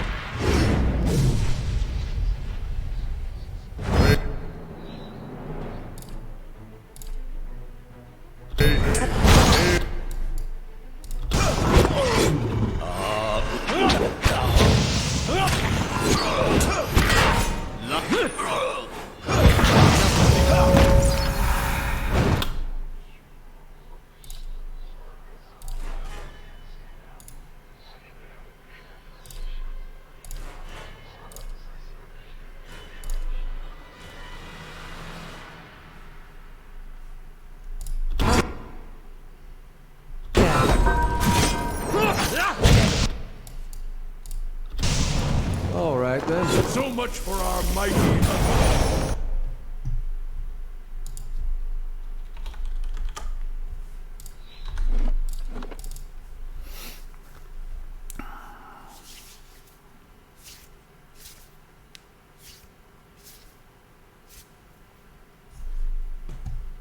Roark 10!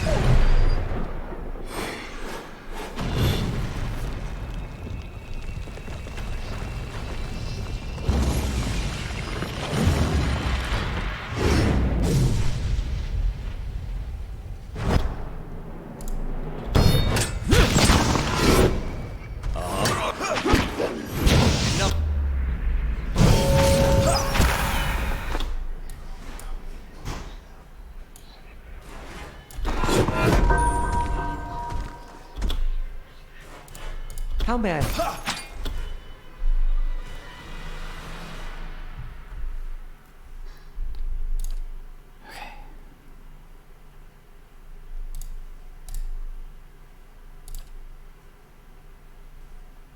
What?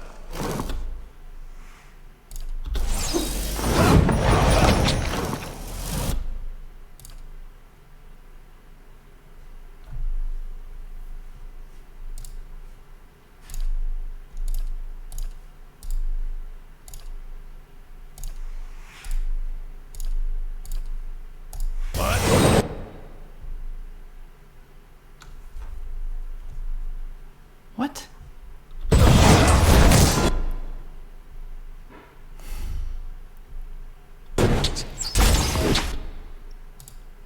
Is he not gonna do anything?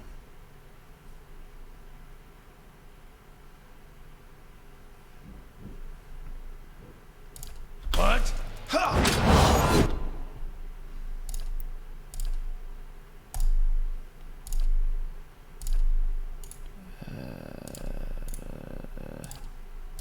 How may I help? You should be attacking him. Be on seat! Get the ogres out. Roak 10!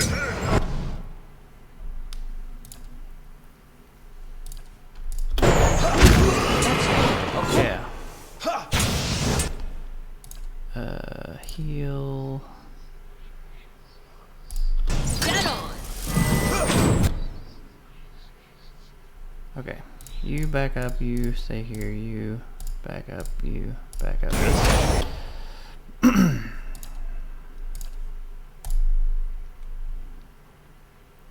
I'm here.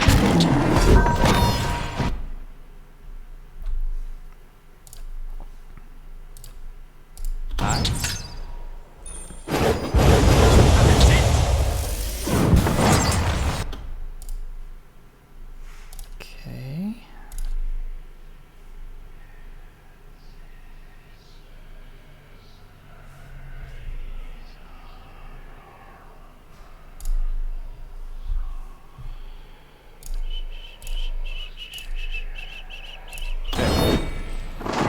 Baru, be on seat!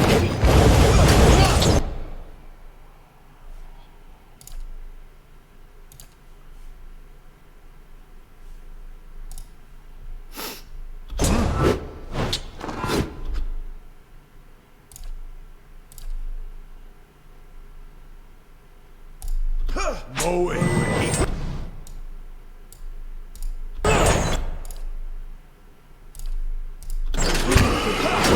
Don't even slow it.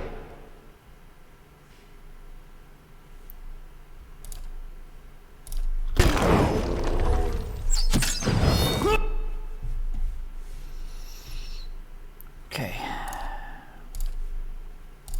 This is the best run so far, not to jinx it. That's not right.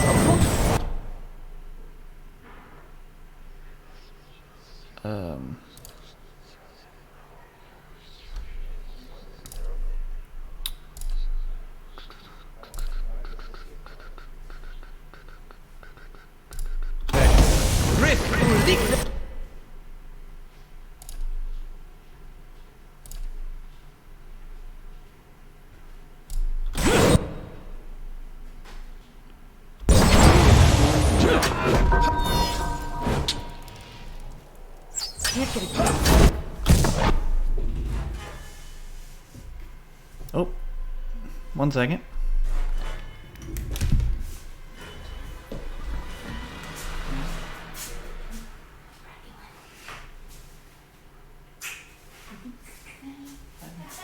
Okay.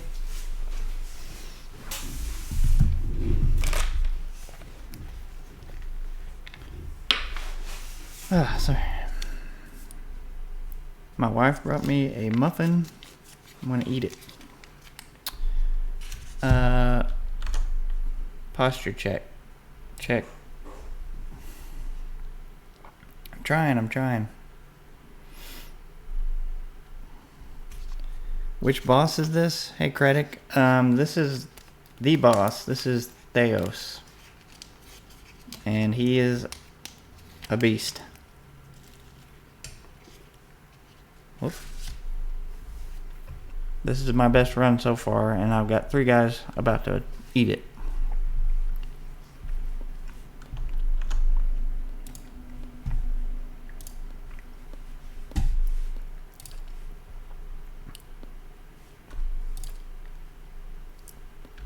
Okay.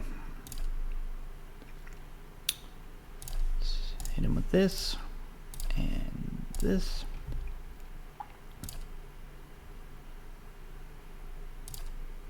I'm here. Grith Uligna! Get up.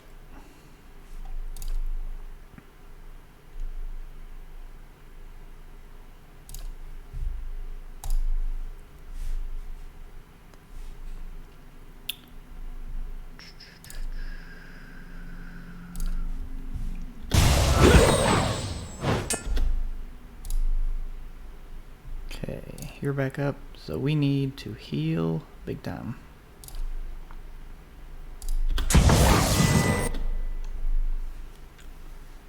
And you need to back up. What? Dead on!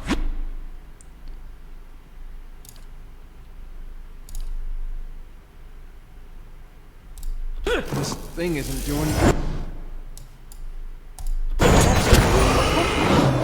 Can't get a good shot with this.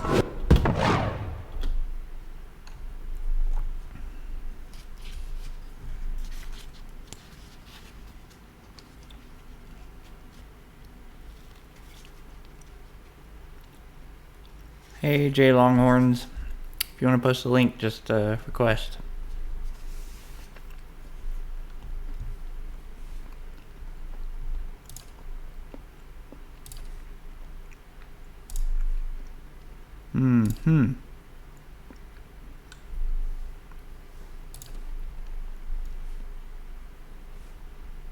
Aye?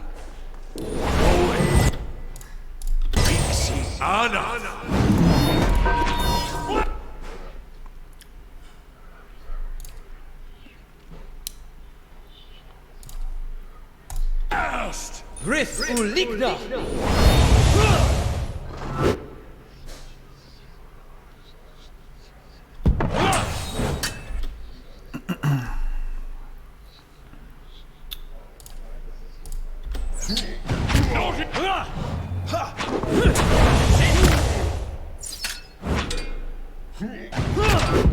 That's it!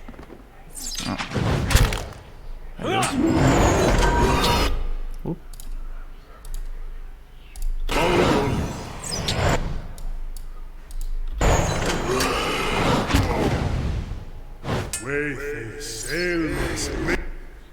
Okay. It's just Theos now. So if I can keep him from confusing my guys,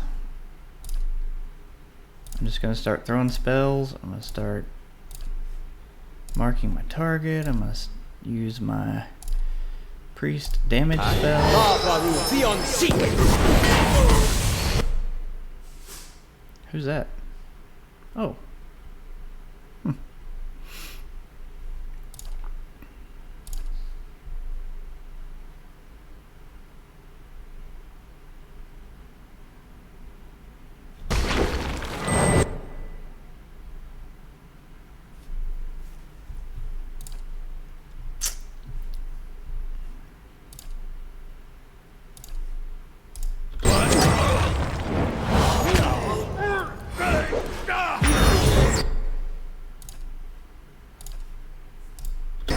Lavaru be on seek!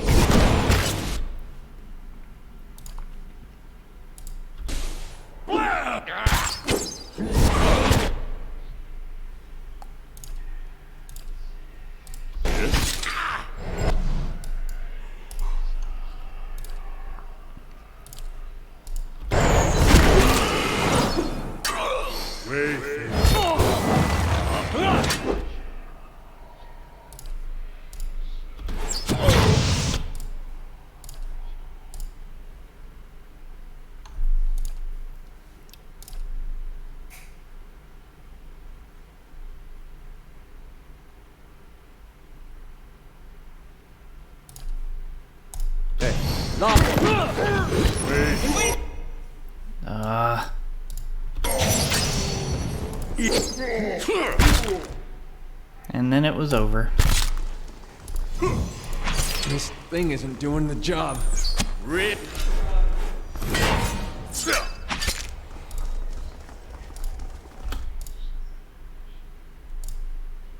What?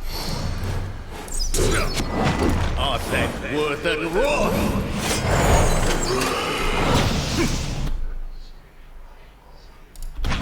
like it's...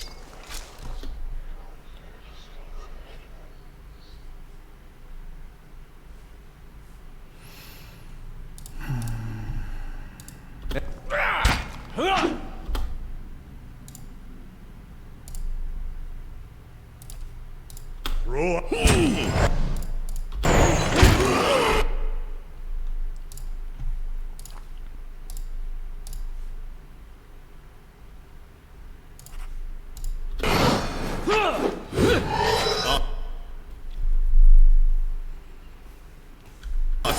Worth and roar!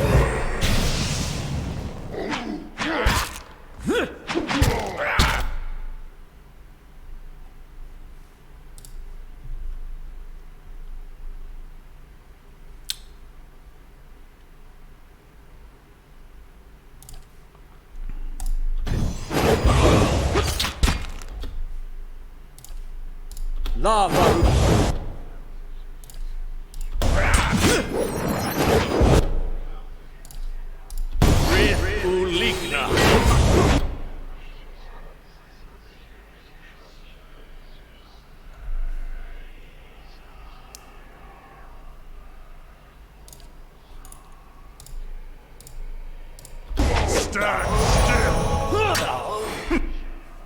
What is he doing there?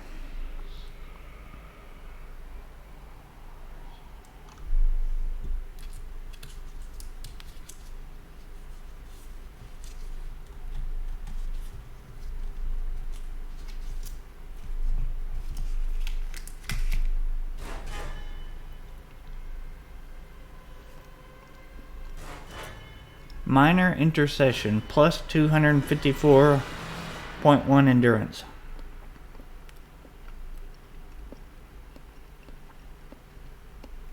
Great.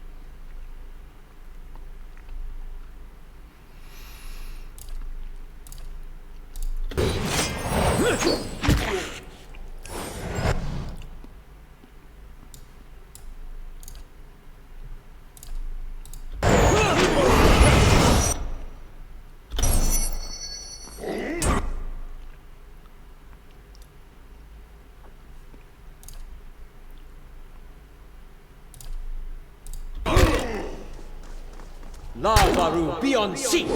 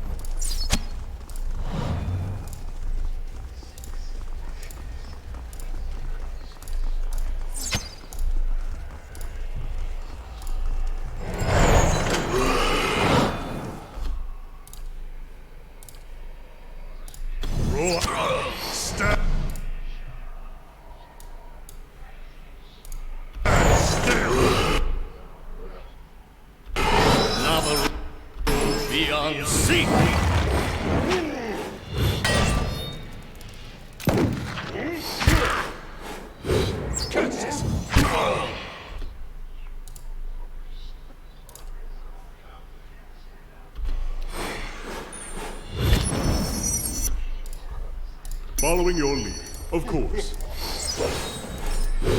You won't show him the wit feather yet!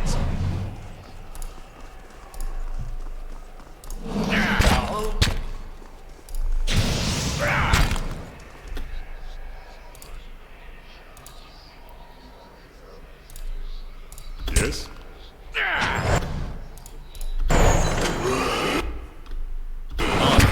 Forgive me, Boudica.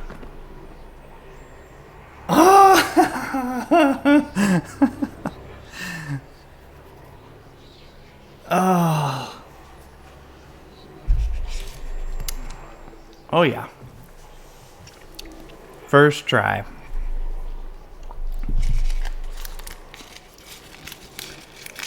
Hold on.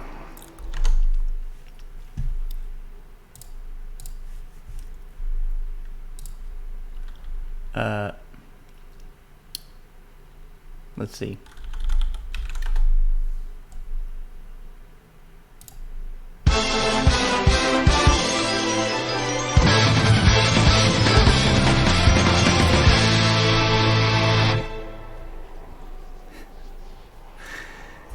At your feet rests the body of Theos, hollow, the dense wrinkles shaped by the silent shouldering of an eternal burden now smoothed across his color-drained face. His soul remains still for the moment, defenseless, its energy expended in defeat. It lies sprawled across his body like a death shroud. All those lifetimes spent to preserve a single vital secret. I can't imagine having that much certainty. After journeying for lifetimes, I can't imagine his failure, knowing it was all for nothing. He was good at serving his god, I give him that. He should have picked a better one. All those lives. And at the end of them, he was no better than the very people he sought to guide. A pity he would ever have to face that realization again.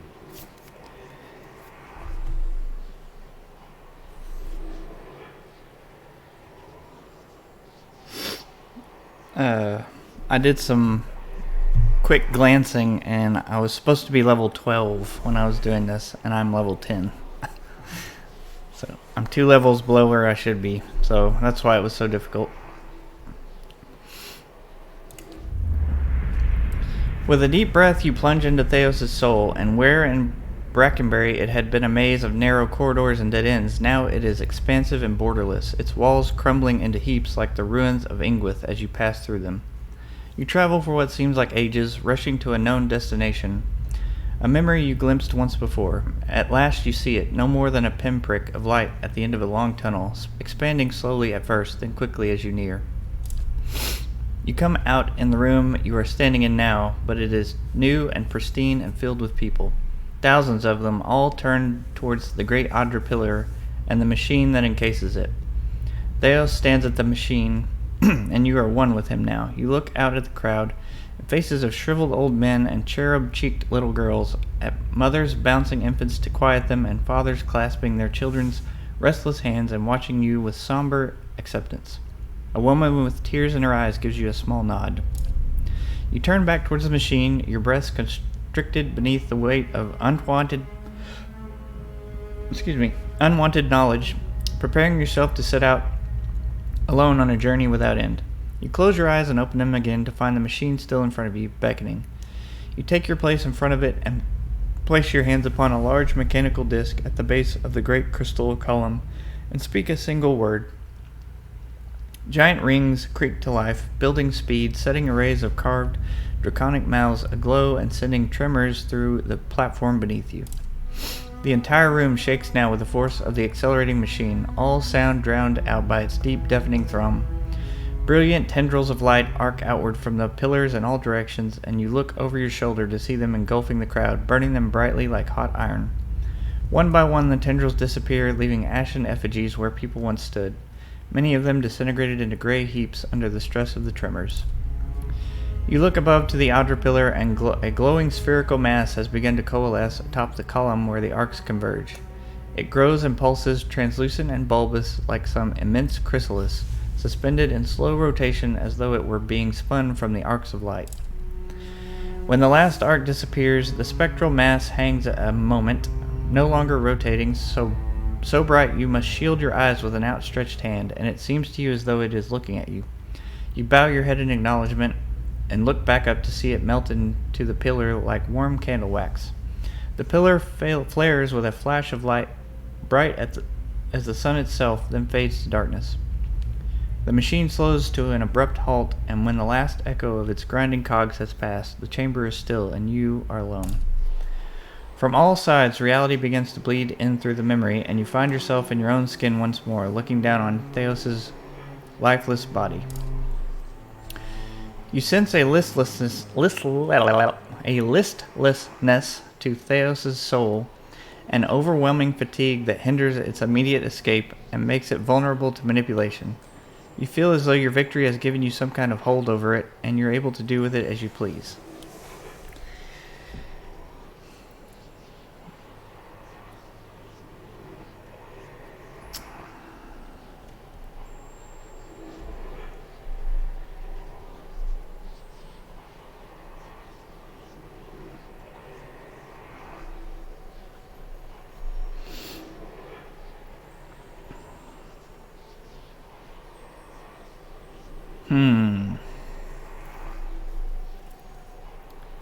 Tear his soul apart, return it to the cycle, banish his soul to Brythe Eamon.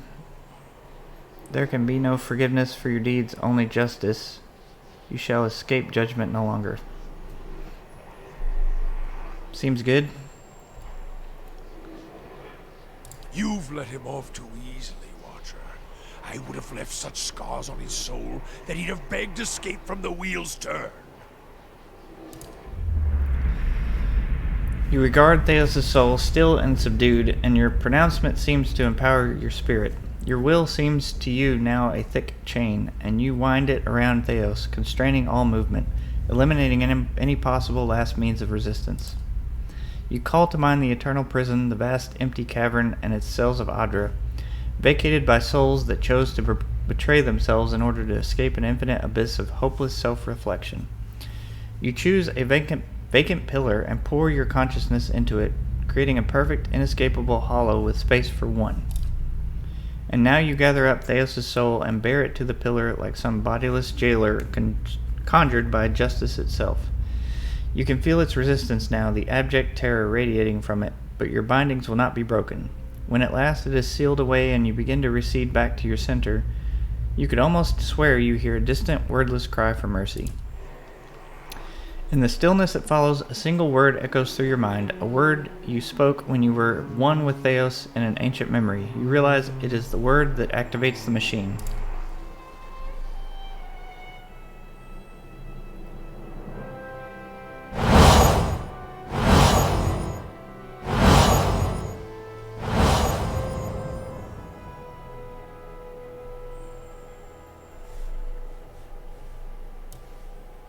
Hey.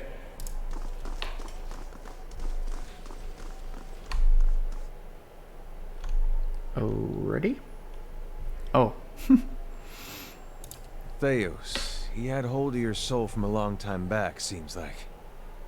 You get what you needed from him? I'm beyond those needs now. More than most can say. The country's still full of people who are dangerous when they're scared. You'll be feeling better soon then. Good. That's real good. You got it figured out what you're going to do about all that? Yes? Got a lot of people out there thinking they've been abandoned by their gods. There's not much that'll put the fear in you more than that. You can take my word for it. If it was in my power, and I know it's not, but if it was, I'd send every last one of those souls right back where they were supposed to go in the first place. So folks can get back to believing what they used to.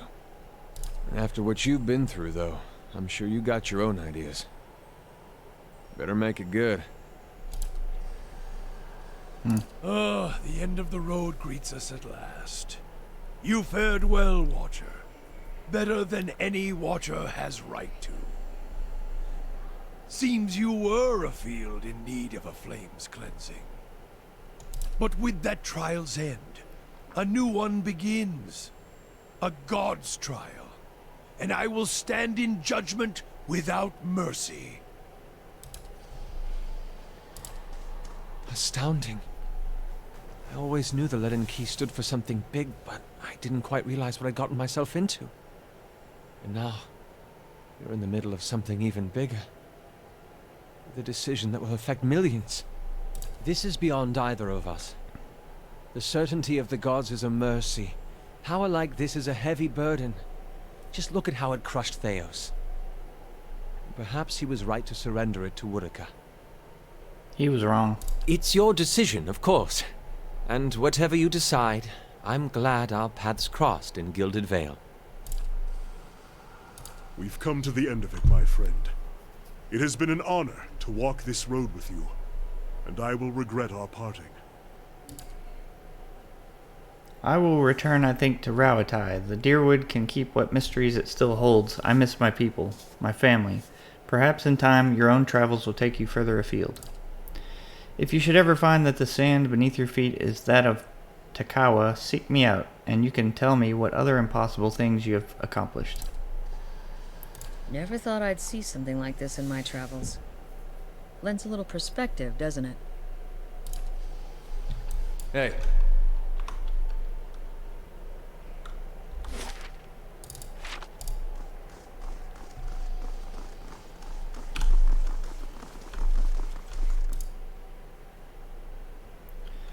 With your companions bearing witness, you step up to the place where Theos once stood before his people long ago. The great machine lies in front of you, idle, ready. You have seen this machine and others like it in operation. You understand how it works. It is a device for directing souls. As a watcher, it would be a simple matter to influence that direction. Though as big as the machine is, it may be the last thing you ever do. Speak the command. There is a shrieking of stone grinding against stone as old cogs loosen and begin to turn. You have only moments before the souls will be sent into the Adra vein. This will be your only chance at redirecting them.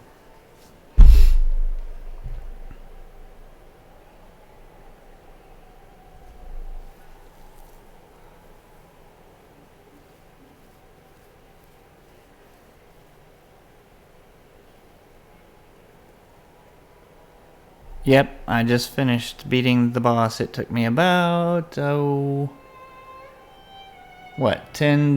tries? And I found out I was 2 levels lower than I should have been. And now I'm making one last decision, I think. Where to send these souls. I can send them back into reincarnation. I can return them to where they were intended. I can disperse them to an unknown location. I can end their existence, or I can distribute the essence to existing souls in Dyrwood to strengthen them. I think I'm going to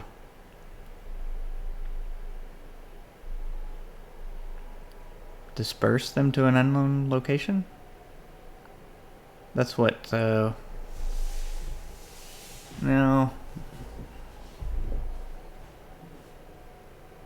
Send them the heck. These are good. These are innocents that have been turned into essence in this machine. So I have to figure out what to do with them. It makes sense, I think, to return them to where they were intended.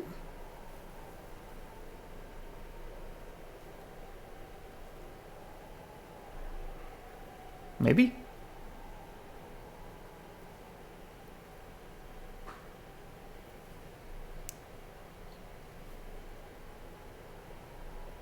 Sure. You close your eyes and expand your perception outward, taking in the immense totality of the tens of thousands of souls orbiting the chamber. Your grasp on the souls is tenuous. You find yourself fighting to keep them all within your influence, and you can feel them slipping away from you as the machine gains speed.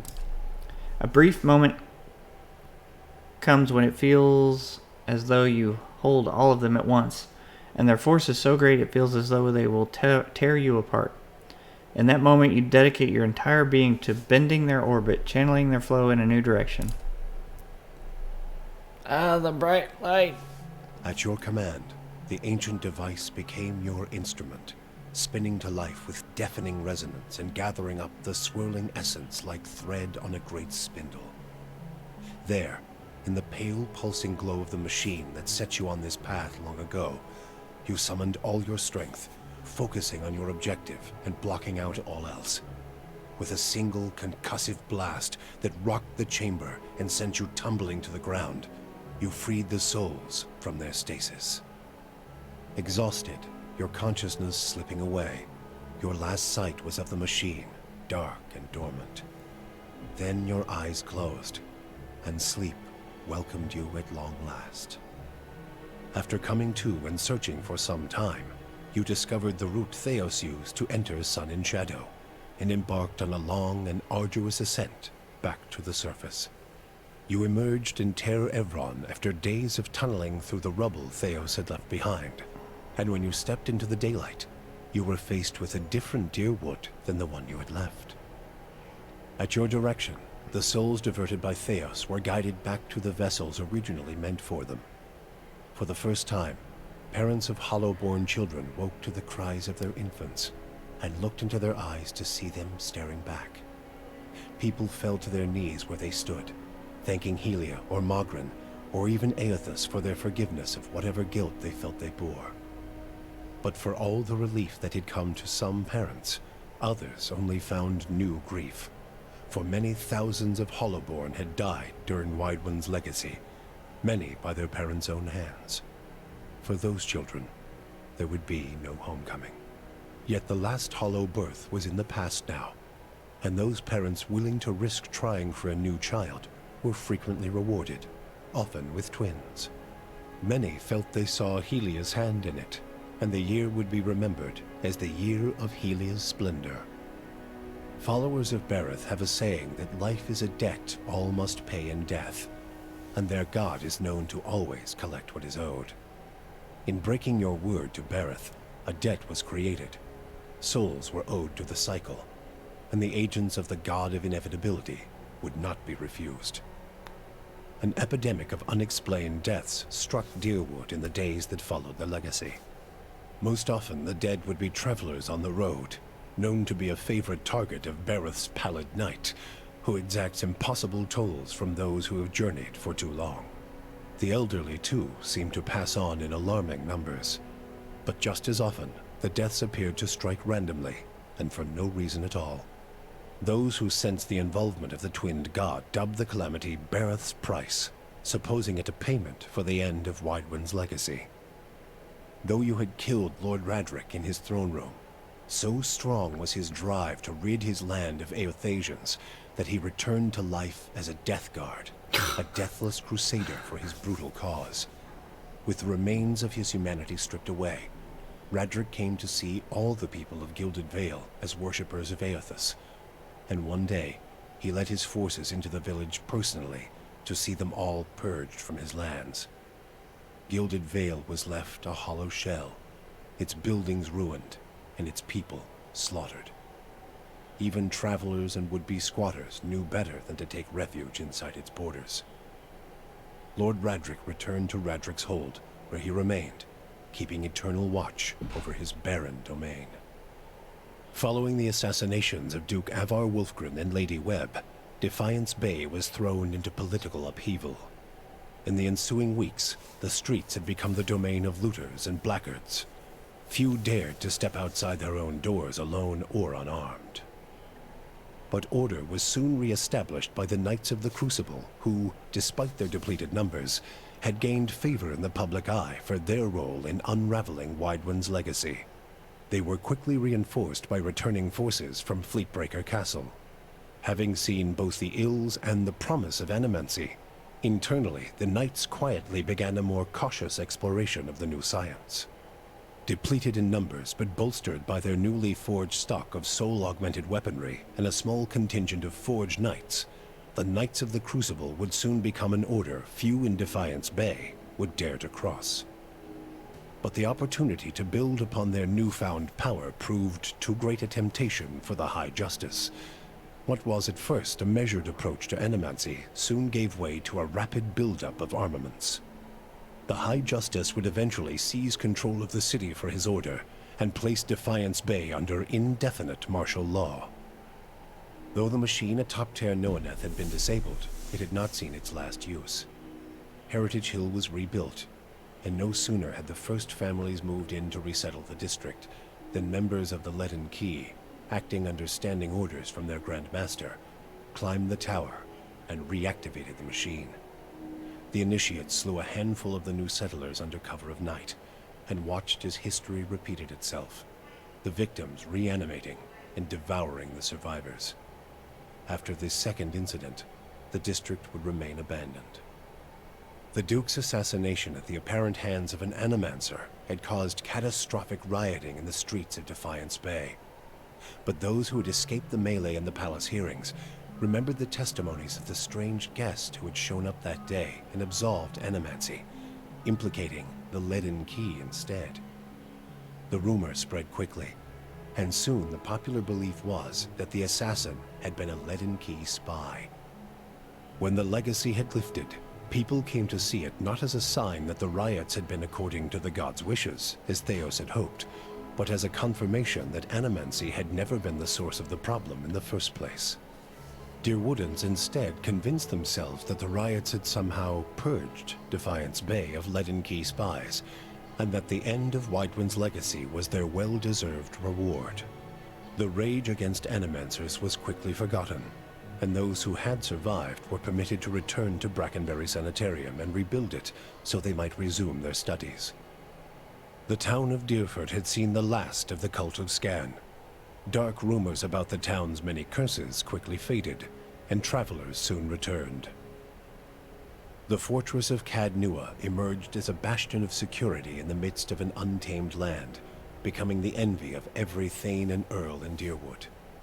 Legend grew over time of its impregnability, and stories of formidable invaders easily scattered by the keep's defenses became popular around the hearths of Deerwoodanians. Pallegina had missed the opportunity to complete her mission from the Duke's Bells.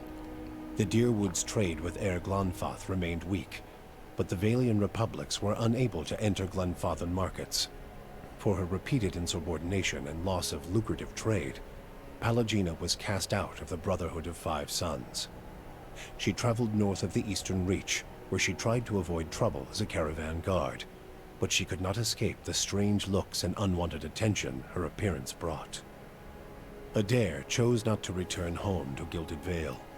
Through a number of quiet inquiries, he soon found his way into the underground organization of Aethasians known as the Night Market.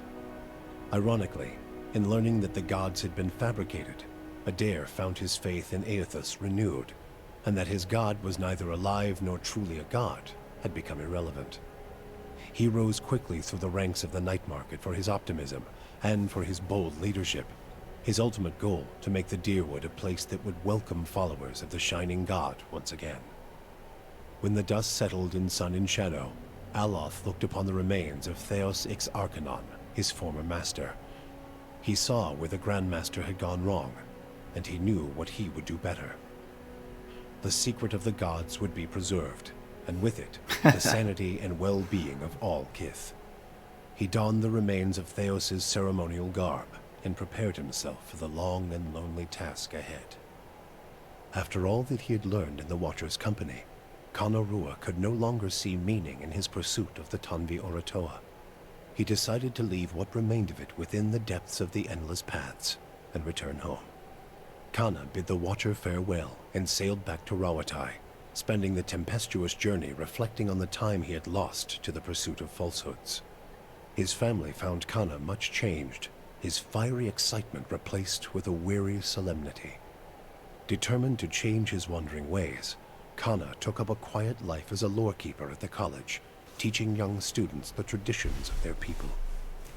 With Theos defeated and the souls released from Sun and Shadow, healthy children were born once again in the Deerwood. The grieving mother sought a place where she might do penance for the birthing bell. She returned to Deerford, where, to the astonishment of the villagers, she delivered the first healthy child in over a decade. She remained there, and with each new birth, she saw a measure of hope restored to the Deerwood, and a measure of grace for her own troubled past. Durrance continued to blame Woodica for the atrocities of the Saints' War. Believing Magrin to have been a pawn in the machinations of the Queen that was, and feeling that Theos' expulsion had been a step towards reconciliation with his goddess, Durrance tried for a time to reopen communication with her. When only silence came, he took it as a condemnation of his continued existence. Ultimately, he built a pyre and threw himself upon it, using his own shattered staff as kindling. You and Sagani never found Persoc together. The Adra figurine had gone dark by the time they emerged from Sun and Shadow, and it was another month before Sagani finally accepted that Persoc's trail had gone cold again. Her search took her beyond the Deerwood and as far as the Living Lands. She saw the great coastal cities of Rawatai and the ruins of Old Valia, absorbing the details of these strange and distant lands. 20 years passed before the Adra figurine finally glowed again. When it did, she followed its signal to a quiet hamlet on the outskirts of Adir. There, she met a young farmer and told her of her past as an elder of Masuk. Sagani returned to a village that had forgotten her face, but remembered her story. Masuk greeted her with cautious warmth, and Sagani found that their ways had become strange to her. She also learned that Kalu had perished of winter fever a few years before, and her middle child, Najuo, had died in a raid. Jeez. But she found her daughter Yakona a hunter and mother of 3, and her son Malak a builder of mighty walls. In them, she came to find her place in the village, and the familiar contours of a world that had changed in her absence. For you, the death of Theos brought an end to your waking visions, and a silence to the whispers of the past. In their absence, you were able to sleep. The questions of a distant lifetime ceased to trouble your soul. All that remained was what to make of the answer. But at the moment, there was little to be done, and the matter would have to wait. A long journey loomed ahead.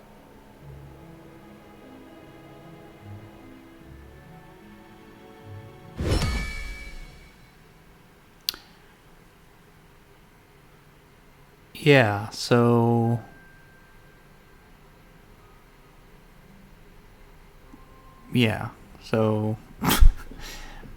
we babies are no longer born hollow-born, which means they now have souls, so they aren't killing babies left and right. But Barath, a god, decides to destroy a bunch of elderly and random people. The Gilded Veil is completely wiped out. Durrance throws himself on a fire and kills himself. Sagani loses a child and doesn't go back to her village for 20 years and is unrecognizable. I'm not sure there was a good ending, because that seems like any way you go. And part of it was me. I didn't do some of the side quests. But still.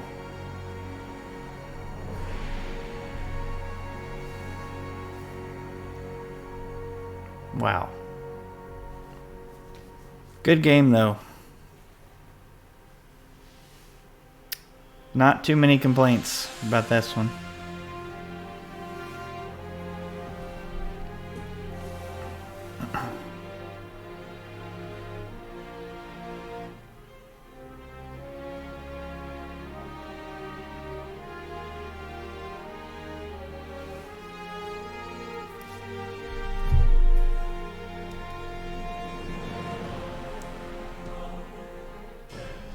And it only took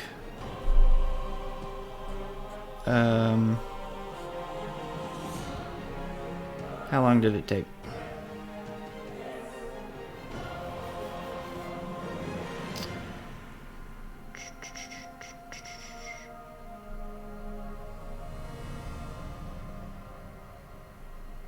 I started on August 16th, so it only took it was approaching 3 months.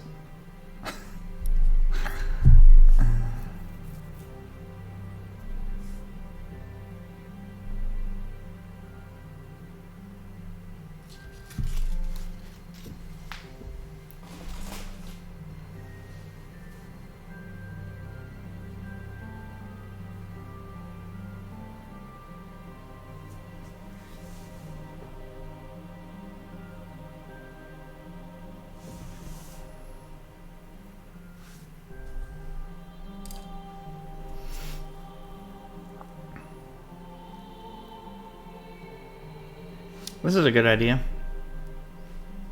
Like, for people that think the credits roll too slowly, you can increase the speed so that you don't completely exit out of it. It's a good idea.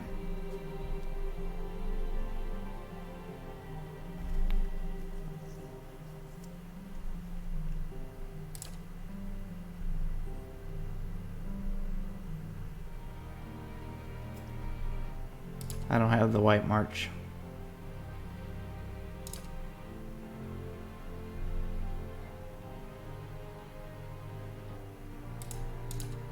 Oh. Okay, 32 is as quickly as you can go.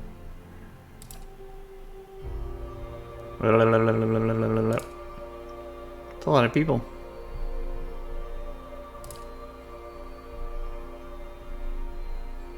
Oh, these are the, are they the Kickstarter backers? Can you go backwards?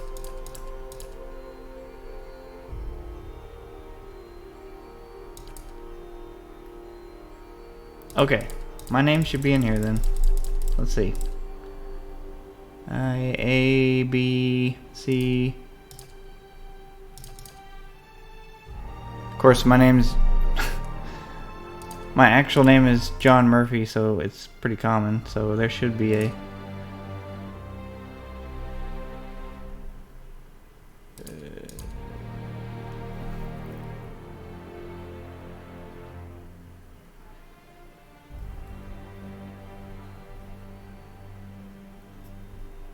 Should I skip? What order are these in?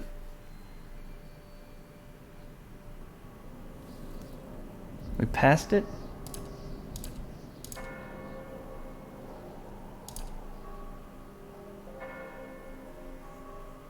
Oh.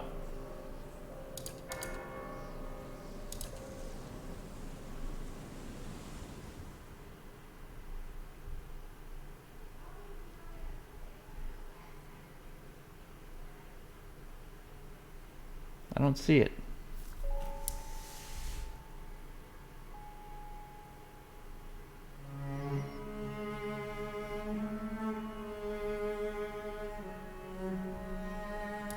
Maybe I used a different name.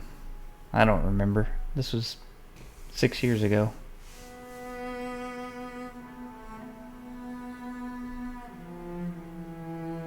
Could be my handle. Oh, is it sorted by tier? Let's go this way.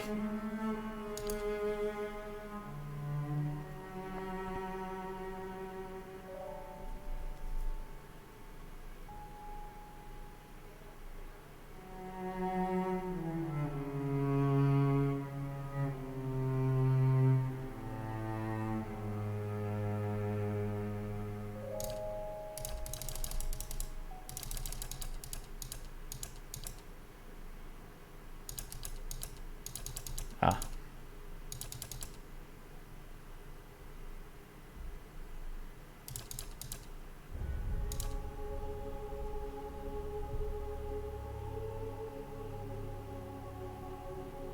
No, I don't see that.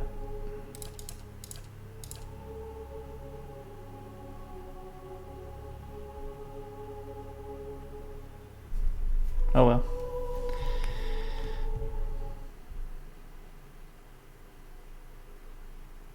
There it is. Well, that feels good. That feels good to complete. That was a really good game, but also a really long game. Maybe someday I will do the DLC or the part 2. But next time, on Wednesday at 9 p.m. Central Time, I'm going to be playing some Night Trap, which is an old adventure game. Thanks, Dwarven Dad, for funding that community challenge real quick. The next one I do hopefully will be more challenging.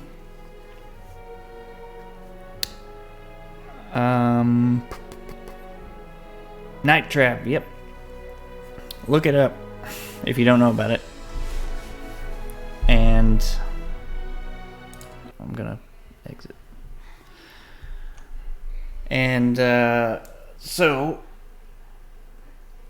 possibly tomorrow night. No, tomorrow night's Halloween.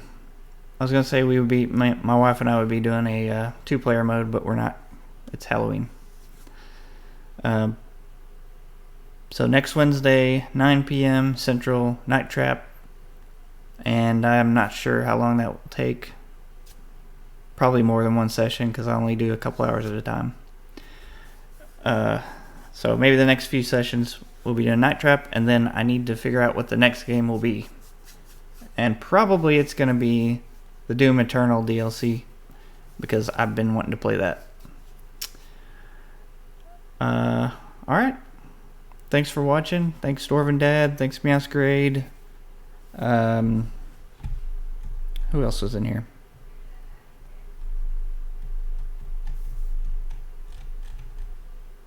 Craddock. Thanks for joining. You can follow me on YouTube at youtube.com/QuarterAgeGamer. That's where I post all my old videos. Twitter.com/QuarterAgeGamer. Keep up with what's going on, the games I'm playing next. And of course, twitch.tv/QuarterAgeGamer for all the live stuff. Have a good night. And hey, be kind to one another. I'm going to... Let's see. Is there someone we can raid? Yeah, child that looks like. You're hosting like. Shh. Renaissance.